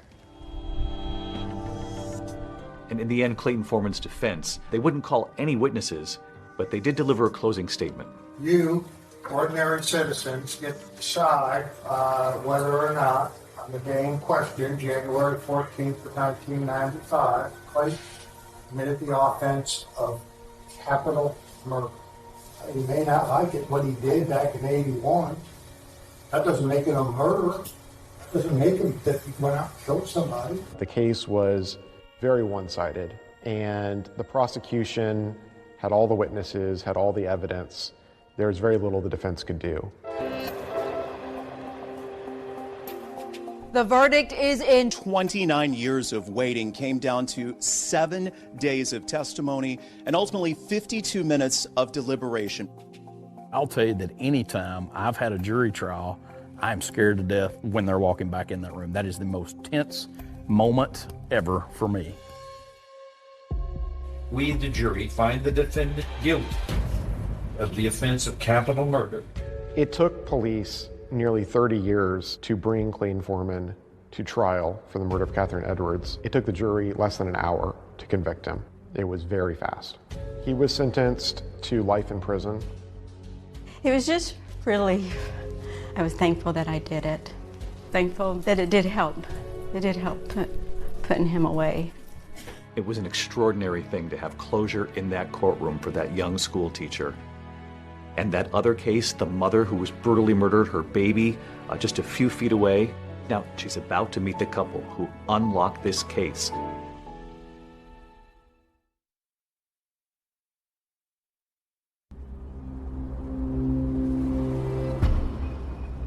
As we stand here today, all these years later, it's so peaceful and quiet here. It's hard to imagine what played out behind us.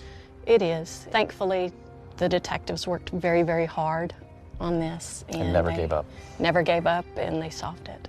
Detective Llewellyn called me, and he said, "Hey, Carmen, you remember how you said you always wanted that case solved before you retired?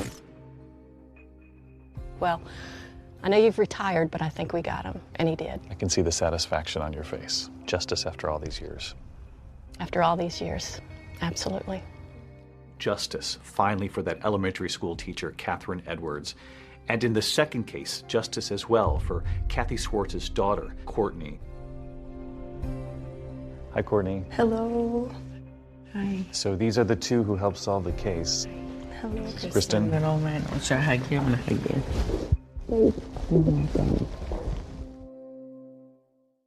Just the idea, though, that the two of them were able to go back and look at that evidence and solve it all these years later. I can't even, I don't even have no words. You don't need words. I'm glad you have answers. Thank you. It's unbelievable just in my career to see, like, when I started in '97 to where we're at today. You have these cases that are literally going nowhere. You give them this DNA sample, and the next thing you know who your suspect is. Do you think that there are cases like this all over the country right now just waiting to be solved with this new technology? Absolutely, all over the country and all over the world. But finding every case, I think, would be the goal.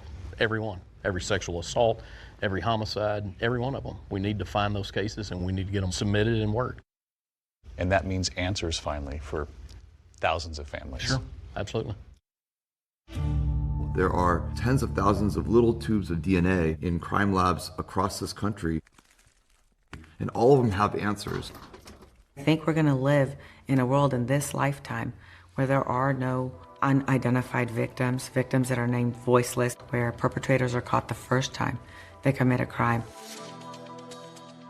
For some families, you are the last hope. For many. Yeah. I don't believe in closure when you've gone through something as horrible as one of these violent crimes, but I do believe that truth allows you to turn the page. I have been living with this for 36 years, and these people, they took their time. They solved this case with DNA so I can close this book and open up my own book with my own kids. And there's no words for that. And we should know that that lab, those DNA decoders, Kristen and David Middleman, Othram, they recently announced their 455th DNA match. Deborah, they are solving these cases. And how incredible, David. Catherine Edwards' killer, Clayton Foreman, will be eligible for parole in 30 years. He'll be in his 90s. He's appealing his conviction. That's our program for tonight. Thanks so much for watching. I'm Deborah Roberts. And I'm David Muir. From all of us here at 2020 at ABC News, good night.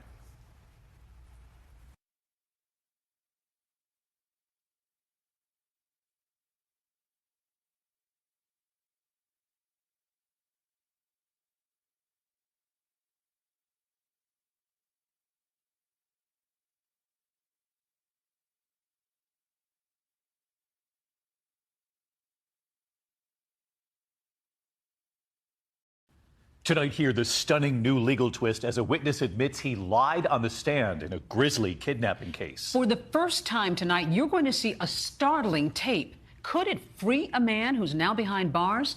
2020 begins right now.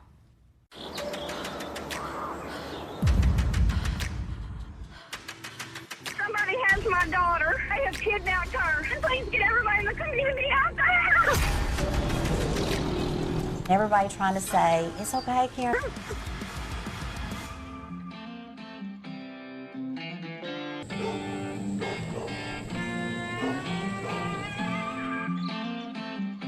This is the Tennessee River.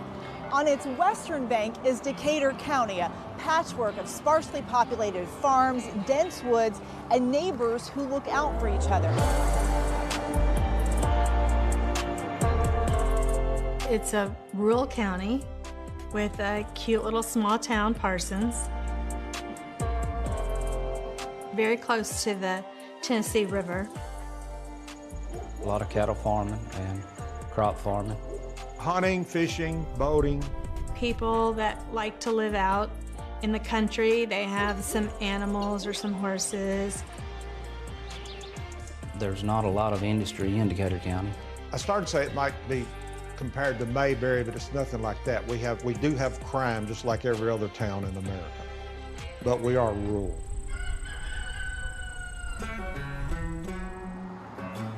Everybody pretty much knows everybody. Everybody knew Holly and her family. 20-year-old Holly Bobo came from a loving family. She lived with her mother, Karen, father, Dana, and her older brother, 25-year-old Clint, in a home her dad built with his own hands. It was your typical little single story, 3 bedrooms, kitchen was in the middle kind of, and then a little small living room. And they had a carport there, which is a 2-car carport to the back of the house. They're typical middle-class, hard-working country folks. Holly's dad, he had an excavating business, and her mother was a school teacher. Holly and I were very close, and we were about 5 years apart. Holly was raised like my little sister, and Clint was like my little brother. We were always growing up together. We just lived in our own world, 2 kids in college. We had our church family, our family gatherings, went to the movies together, rode 4-wheelers together, rode horses. The Bobo kids grew up with a sense of caring for their community. Clint is studying to become a social worker, and Holly is attending nursing school. They're the best people on earth. That's what hurt so bad, that this happened to them. They didn't do anything that would have put them in harm's way of having this to happen. It just doesn't happen to people like them.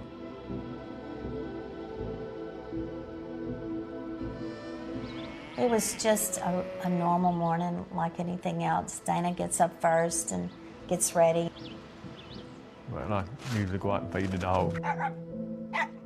Dana says Holly is already up, studying for a big test later that day. I asked her if she needed any money, I think, for gas or whatever that day. She said, yeah, and I left her some money on the bar. I left out my regular time, 5:30 or something like that, and went on to work. Karen wakes up a short time later. So I went on about my business, getting ready. We'll come to this small town, all asking the same question. Where is Holly Bobo?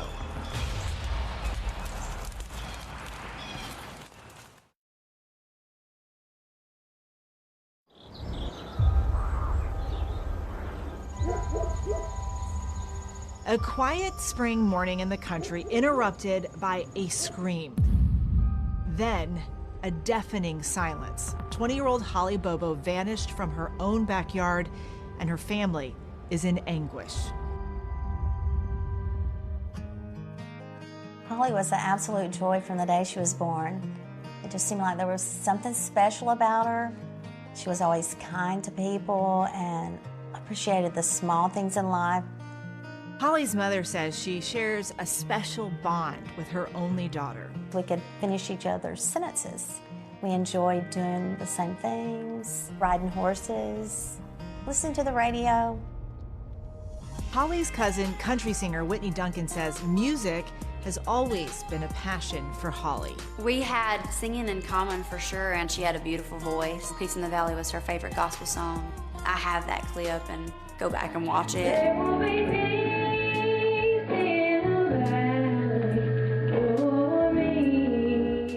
Following graduation from high school, Holly has her eye on the future, studying hard to become a nurse.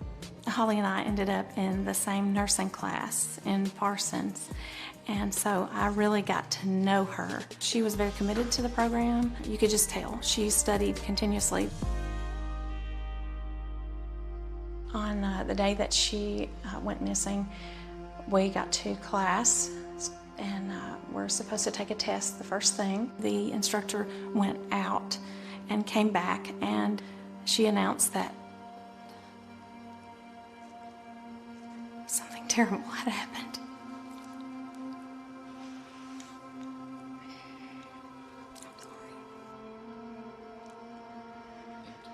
And so we immediately dispersed, went to the area, started searching.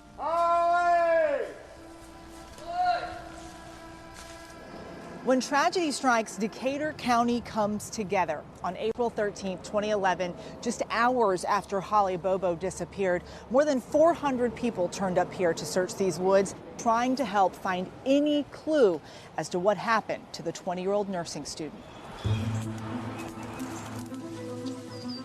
The search response was comments everywhere that normal people would not make. And in the early days of the investigation, Holly's mother, Karen, thought these guys could know something, given what they had been heard saying around town. So she tracked them down herself. I asked them, did they know anything about our daughter's abduction? Of course, they all denied it. She was kind of doing her own investigation. I mean, she came here and asked to talk to Shane. I guess I would have fought Goliath. You know, I just had no fear. I was trying to find my daughter. And at the time of Holly's abduction, witnesses tell investigators that before she went missing, Shane Austin crossed paths with her at a local raccoon hunting festival. The story was that Shane had seen Holly Bobo at the coon hunt, and that he'd kind of followed her around like a stalker. Did you hear anything about that? I guess we heard that rumor. We heard that he was trying to take a picture of her and pretending like he was talking on the phone. But now Shane only had a flip phone, so I don't think you could hold that flip phone up to your head and take a picture of somebody, but that's what we heard. Investigators followed up on this story. Within a week of Holly's disappearance, they showed up at the Austins' property wanting to speak with Shane. They come and brought the dogs and come down and search Shane's trailer, and that was the start of it. Throughout their investigation, authorities say they never found evidence at the Austins' property that connected him to Holly Bobo. Were you surprised that they were down there? Yes. I mean, I know Shane had drug issues, and that's what I told the TBI guy when he come to the gate down there. I said, hey, I said, if she'd been made of morphine, I'd said you come to the right place. But no way. And then, 2 years later, with those new agents on the case, authorities zeroed back in on the Adams brothers, Jason Autry and Shane Austin. At what point did you realize that he might be in trouble with all of this? When they come back at 6 o'clock in the morning and tooting the horn, so we went down and opened the gate and let them in, and they said, we're down here to get this over with, so we want Shane. That's when they wanted to know where the body was at. The TBI met with Shane, and they got that immunity deal. Investigators offered Shane immunity to cooperate and tell them what he knew about his friend's involvement in Holly Bobo's abduction. You take an immunity deal, hey, you've done something. You've done something. But the lawyer said, if you don't do it, they're going to arrest him. They've done told me they're going to arrest him. And he said, it's going to cost thousands of dollars. So us three, we talked and we agreed. And we talked hard. We talked hard. If you got any part of this, you better be telling it. Shane Austin had nothing at all to do with this. So Shane Austin takes the deal, but when he sits down with investigators, they're disappointed. They was very unhappy because he didn't know where the body was at. According to authorities, all he can tell them is that he too has heard Zach Adams make incriminating comments about what happened to Holly. There was talk that Zach had blurted out, I'm gonna do you like I did to Holly. But Shane also said that he didn't believe that Zach was telling the truth. He thought that Zach was just boasting. But investigators believe Shane knows more than he's telling, and they revoke that immunity deal. I was scared for my son. If the TBI wasn't here, they was calling him, harassing him. So we didn't have any peace. I don't know if it was them calling him or whatever, but anyway, his drug use just escalated, and that's from that. So, and Christmas was the last time we seen him. Shane's parents say his life continued to spiral, and in 2015, he died by suicide. Shane opened that door to addiction. It just grabbed him and pulled him in, and this time it pulled him in for real. Wasn't gonna let him go.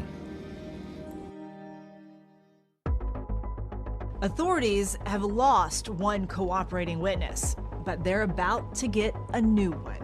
So true. You ain't gonna be scared of nobody now. Ain't no reason to be scared of nobody. Could what he has to say finally explain what happened to Holly Bobo?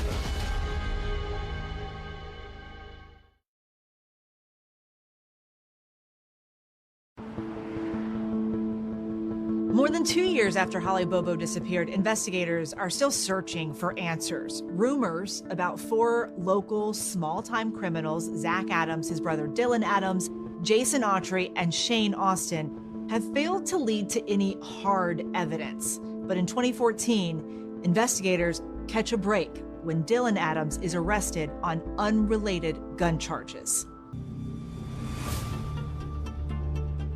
And just weeks later, the Decatur County Sheriff's Office receives a shocking phone call. The caller is Dennis Benjamin, telling them that Dylan Adams, still in his custody, has just confessed to taking part in the kidnapping and murder of Holly Bobo.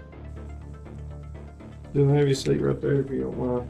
Dylan Adams is brought in to speak with TBI agents, and through halting one-word answers, he tells them that he, Zach Adams, Jason Autry, and Shane Austin committed the crime together. You came forward to Dennis and told him some things that are above and beyond what you've ever told me or Brent about this case, right? Okay. Describe what was she doing? What did she look like? What was she wearing? She had long pants on, pink shirt, clothes like that. That. Okay. Dylan says that all 4 men sexually assaulted Holly at Zach's house. And now you're saying that Shane Austin is sitting there. You're sitting there. Jason Autry is sitting there. And Zach. Is there anybody else involved? Was Holly Bobo kidnapped? Was she raped? Raped by you? I just see someone being bullied into saying something they didn't do. I think that he was just trying to get through it. You withheld information. That ain't how this works. He was in a federal holding facility for almost 2 years. The TBI agents there pounded him, and he never, ever once said, I raped Holly. And then he's moved to this Dennis Benjamin's house, and suddenly he's raped Holly. We attempted to contact Dennis Benjamin, but we were unable to reach him. She was shot in the back of the head. How did that happen? How much blood was on the floor? What was ever done to clean that up? Well, I know just that. I don't know. Armed with Dylan's confession and a search warrant, investigators go to Zach Adams' house looking for any physical evidence to corroborate his story. They come to the door there and asked me, said, you want to unlock it or you want us to tear the door down? And they knocked a hole in it to see what was back there, I reckon. Tore the fan down as they was tearing the floor out. They used my pick and things to tear this out with, but they cut it out with a saw. And the story he was raping her and attacking her in the house. Well, they pulled up floorboards, they DNA tested all the couch and the bed and everything, never found it, nothing. We reached out to the TBI and they declined to answer specific questions about this case. In my heart of hearts, I know my boys, they're drug addicts. They're not murderers. But despite a lack of evidence, authorities believe that's exactly what they are. Zach Adams, Jason Autry, and Dylan Adams are eventually all indicted for murder. Decatur County Grand Jury handed down indictment of especially aggravated kidnapping and first-degree felony murder. With all three heading to trial, the state announces that it will seek the death penalty, and Jason Autry proclaims his innocence. The prosecution and defense each call a cell phone expert. Both agree Adams and the other suspects' phones did not hit cell towers near the Bobo home at the time Holly was taken. At the time of this abduction, do we have any idea where Zach Adams' phone is, where Shane Austin's phone is, where Dylan Adams' phone is, or where Jason Autry's phone is? No. The prosecution expert says it's possible Holly and Zach Adams' phones were in the same general locations later that morning, but the defense expert disagrees. In very general terms, the devices were not together at the same location at the same time during that morning. Did you kill Holly Bobo? Absolutely not. Why do you think you guys became suspects in this case? We didn't have a hard alibi, and we was local, drug users and stuff, and would it matter putting us away? I felt like they had to arrest somebody, even if it was the wrong person, which it was.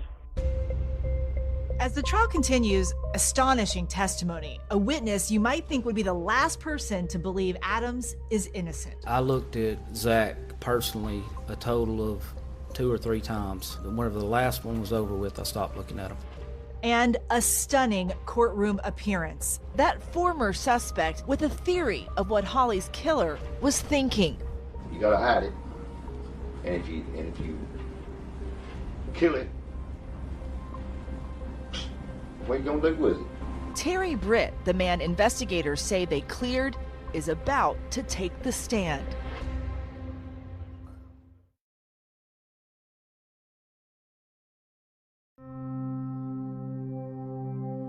All right, we're ready to continue.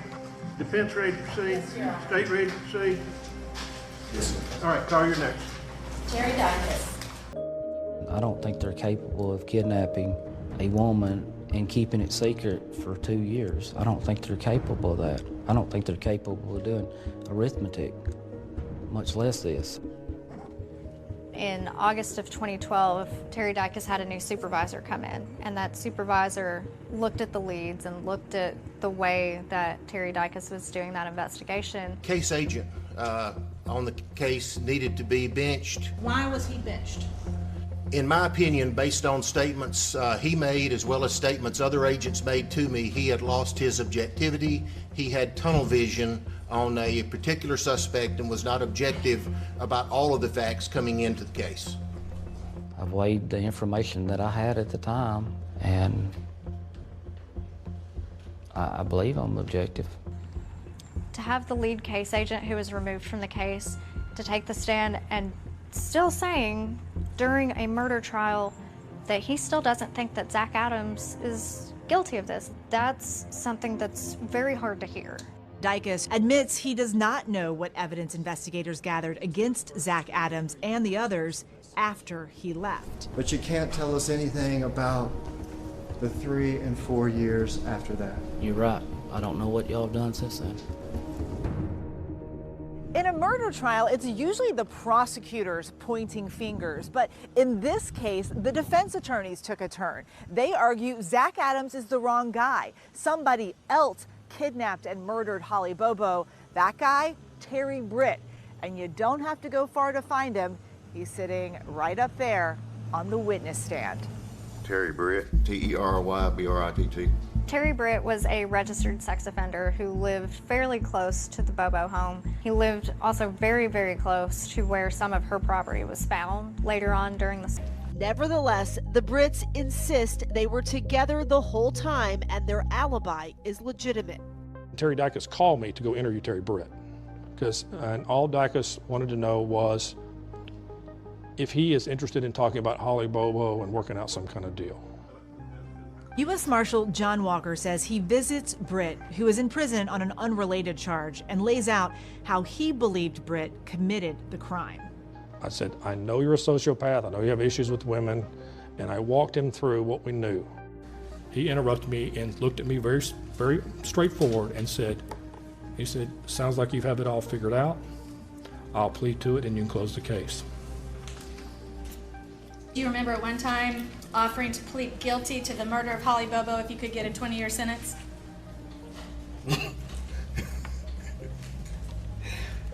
No. So No. you're saying that is not... I'm saying that's a lie.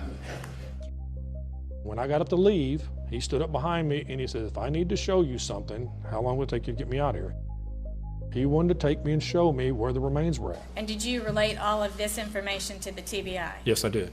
And as far as you know, did the TBI go back to follow up with an interview? They didn't follow up the next few days like I told him that they were probably going to do. That did not happen.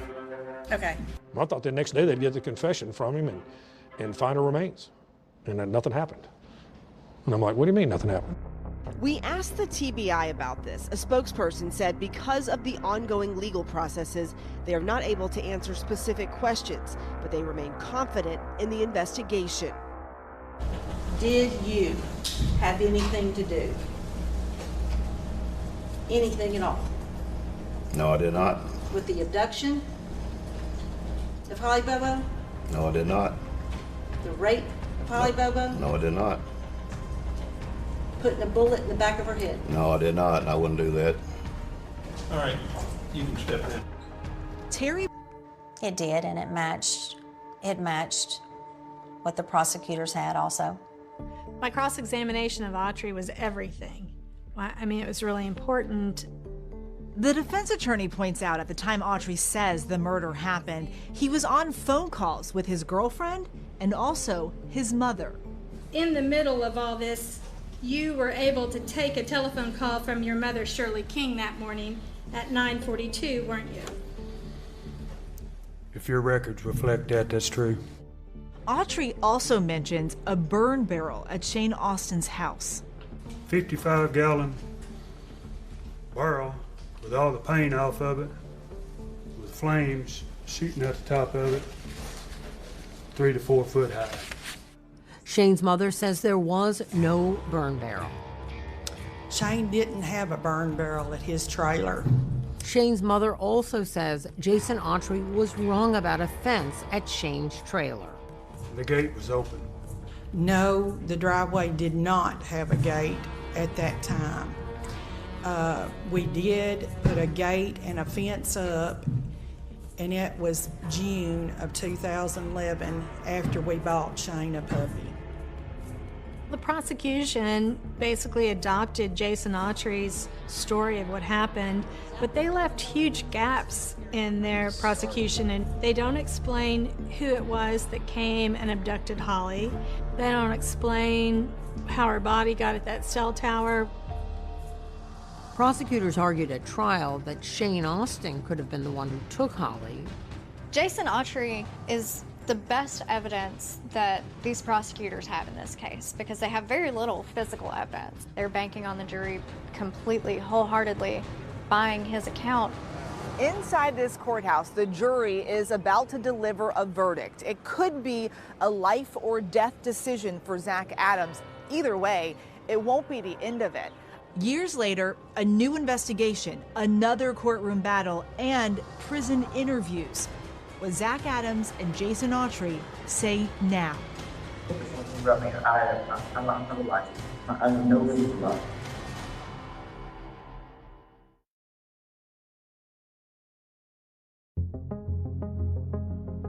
Prosecuted.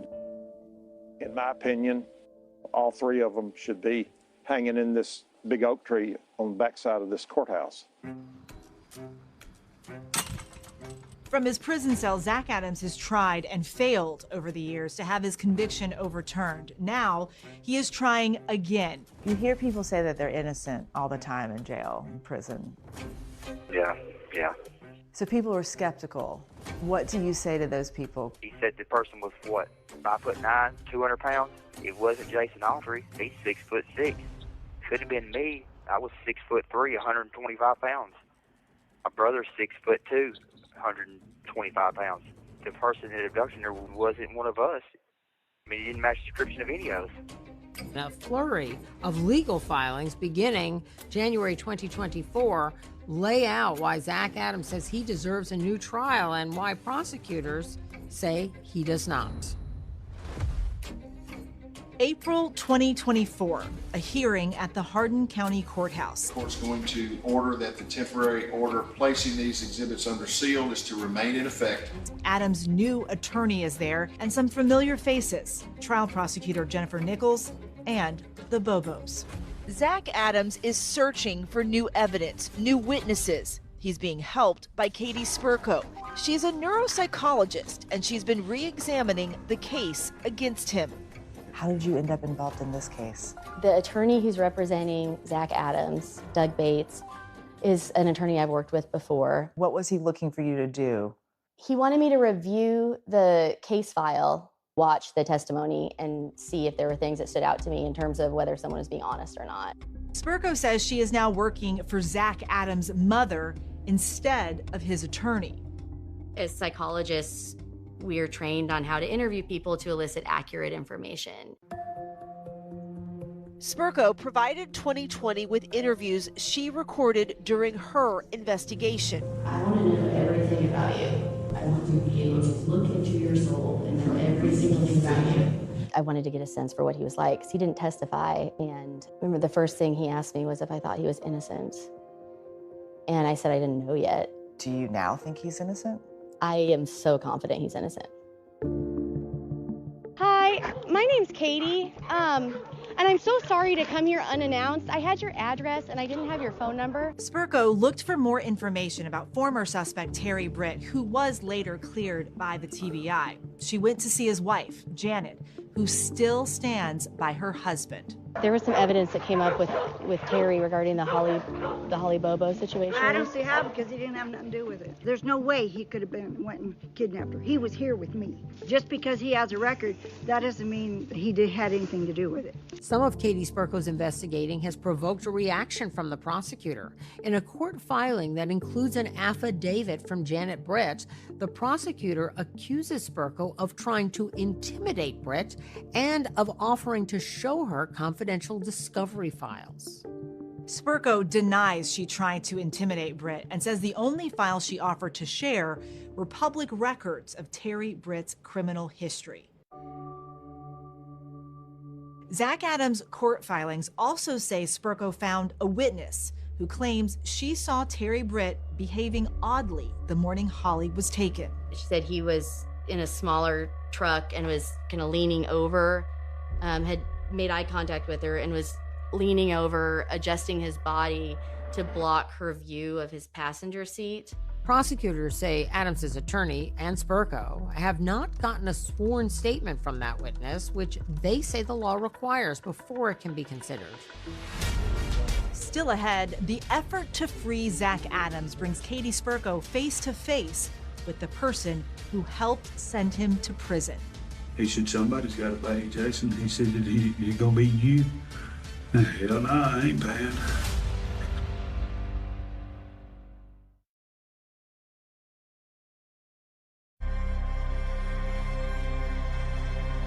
Forensic neuropsychologist Katie Spurko, now working for Zach Adams' family, has spent nearly a year studying his case file, watching the trial testimony, tracking down and interviewing witnesses. But the person she most wanted to talk to was the man many say sealed Adams' fate, Jason Autry. Absolutely no remorse for anything that you have done. At sentencing, Holly Bobo's mother, there was that very dramatic moment where she wanted to speak to you and look you face to face, eye to eye. Well, she felt like she was talking to the person that took her daughter's life, but she don't realize that I'm not that person. They're the real victims of all this, but they didn't know that we didn't have anything to do with it. And if I knew anything, I would have helped any way I could have. Before this happened to Holly, we lived in what we thought was one of the safest communities. The day that Holly was abducted, not only was something taken from us, it was taken from our whole county, community, and the surrounding counties.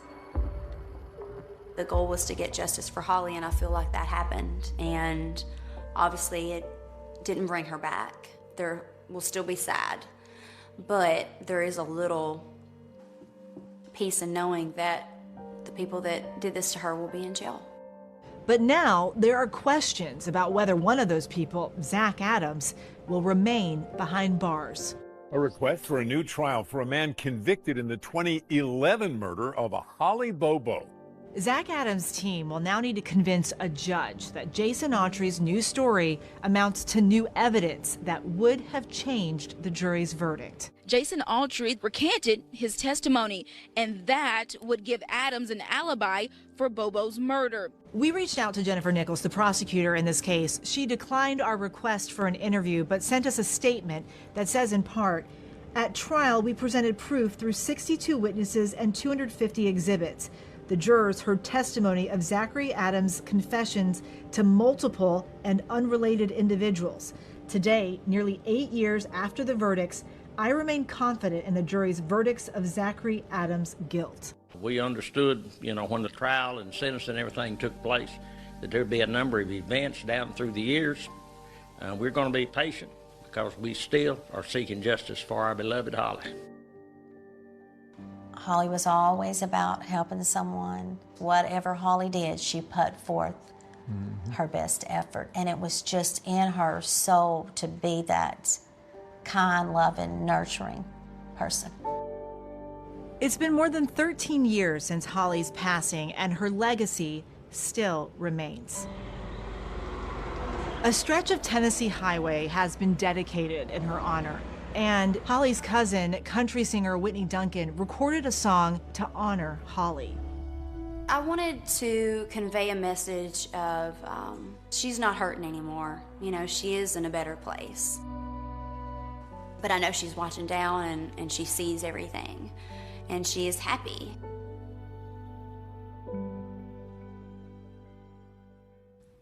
After Holly's death, the Bobo family established a scholarship in her name for other nursing students. As for Zach Adams, a hearing is scheduled next month when a judge is going to consider some of his legal filings. That's our program for tonight. Thanks for watching. I'm Deborah Roberts. And I'm David Muir. From all of us here at 2020 and ABC News, good night.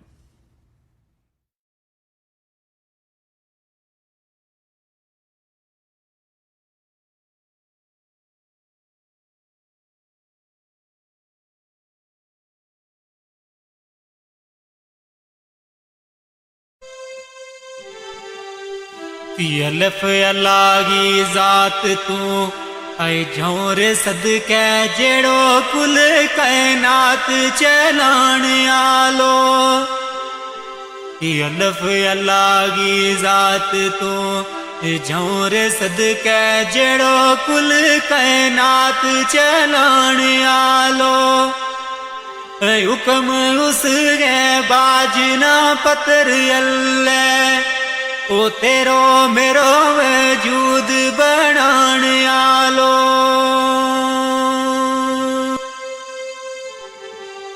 18,000 मखलूक गो ऐ मालिक सुनो रब सुनो जमीन आसमान आलो अर्श फर्श लो कलम महफूज कुर्सी जिया जून ना रिज़्क खिलाण आलो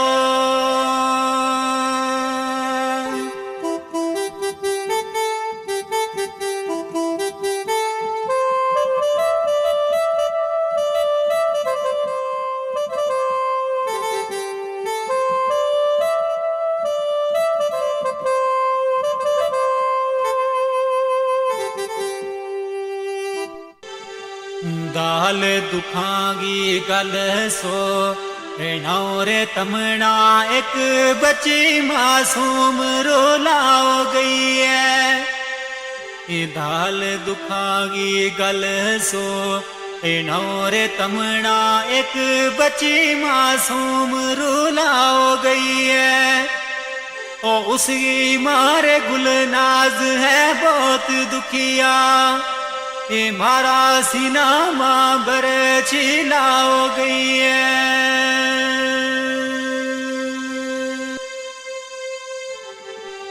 नाओ बच्ची गो अफसा में मूद सोनो रोग उमरा गो सुनी लाओ गई है ओ जिला पुणछ गिरा शिंदरा सोनो ऐ दुखिया दिलाना अफजारो लाओ गई है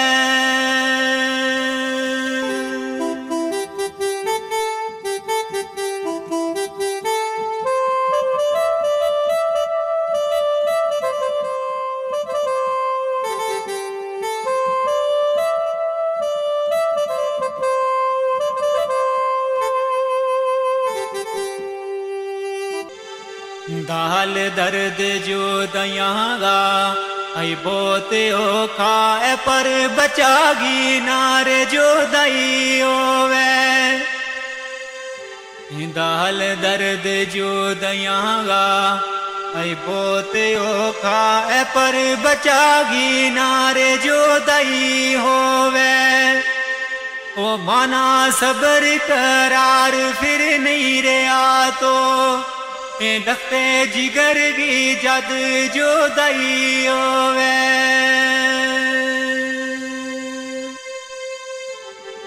ते बाप उसको मैं मुँह दियो सेन दुखिया अफसा जही बची सिने लाई होवे ओ दुख मुझ जावेद माँ बाप नावे ओ बचा किसे ही नारे जो दई होवे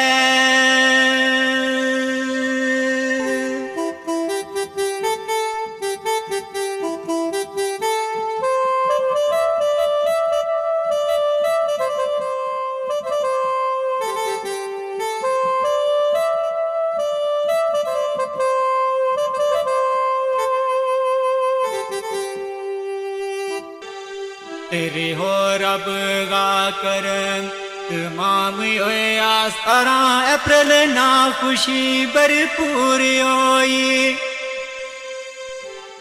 रे हो रब गा कर तमाम होए आस 18 अप्रैल ना खुशी भरपूर होई ओ अल्लाह पाक ने दिती एक बच्चियों सोनी ऐ गुनाह करांगी अर्ज मंजूर होई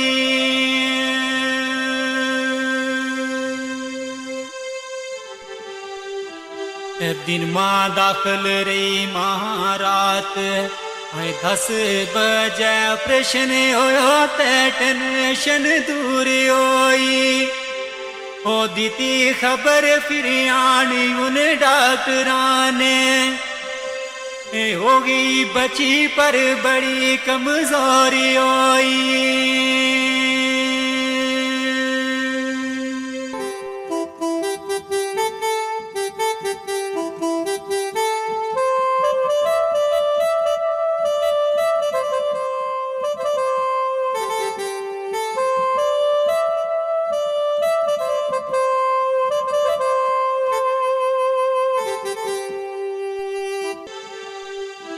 सलाह दीती वीर डॉक्टर है कमजोर बची ले गए बीच मशीन रखाओ दीती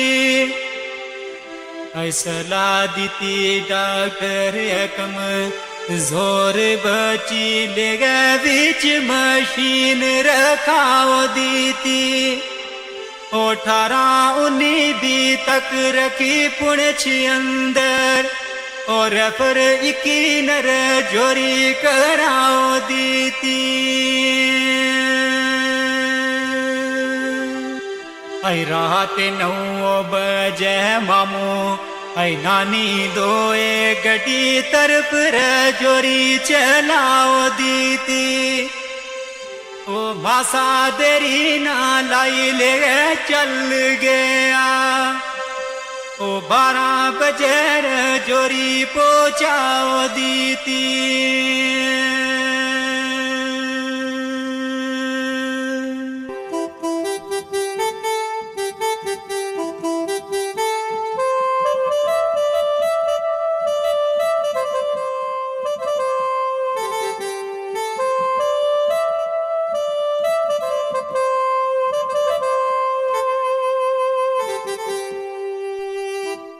किसना चैन सकून फिरे आई उस दिन तो रास्ता बिच डाडा परेशान होया आई किसना चैन सकून फिरे आई उस दिन तो रास्ता बिच डाडा परेशान होया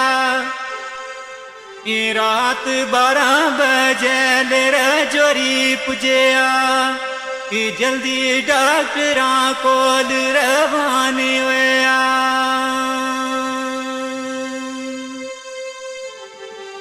आई डॉक्टर नब्ज तके मुतू ये बोल न सके असली राज तू बे वो हैरान होया ओ अमानत रब की है तम सबर करियो ए आपसा बची गारू वे रवानी होया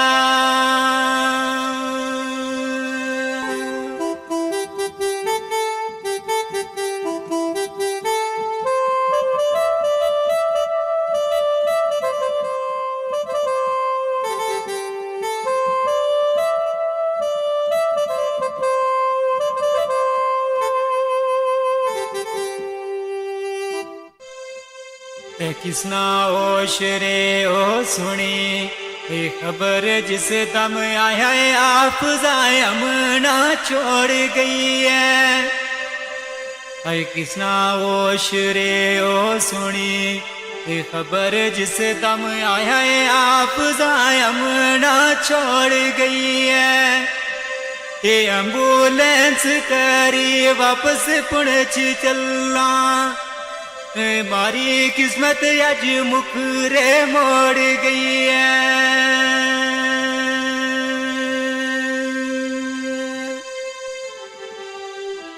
आई गुल नाज वाणी अरे मान बाकी मेरी खुशी ना किंगा तू रोड़ गई है दाखिल बीच अस्पताल थी पुणछ अंदर ये मांगुल नाज गो दिल क्यों तोड़ गई है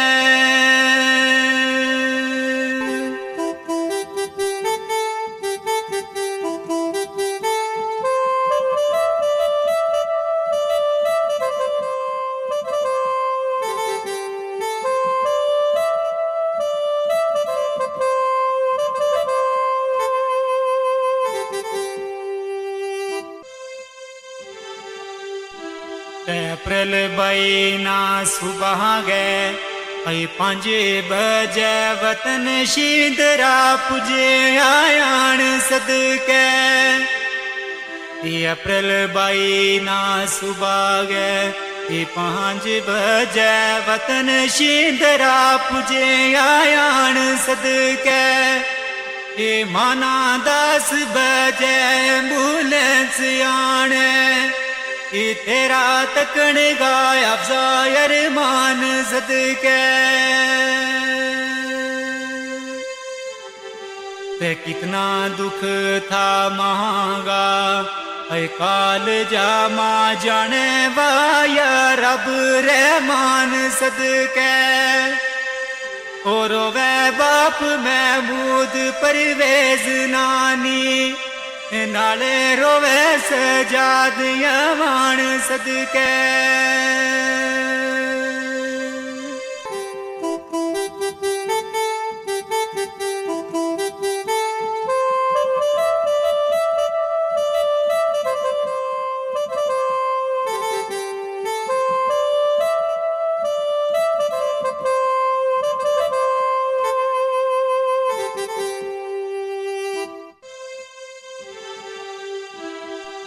कफन दफन गो विलोणे यार गयो इना दुकाना उण मीटौरे किसरा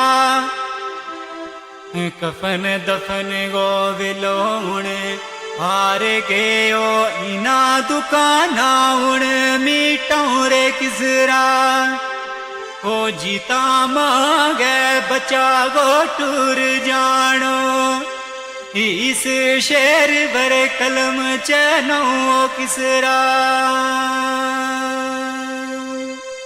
ते अच्छा रब वाले हुणे ऐ छोड़ गई है तीना सिना नालूण लो किसरा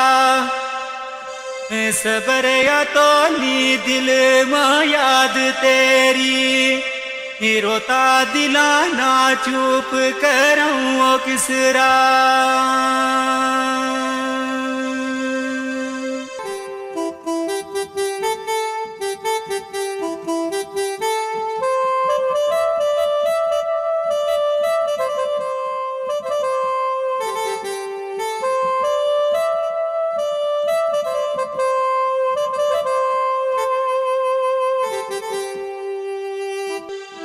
फिया मान इना दुखाने ऐ मुकणो नी 4 बजे रे आपका दफनाओ छोड़ी ऐ फिया मान इना दुखाने ऐ मुकणो नी 4 बजे रे आपका दफनाओ छोड़ी वतन पुणछ गिराशी दराय अंदर ओ सोनी निकी जी कबर बनाओ छोड़ी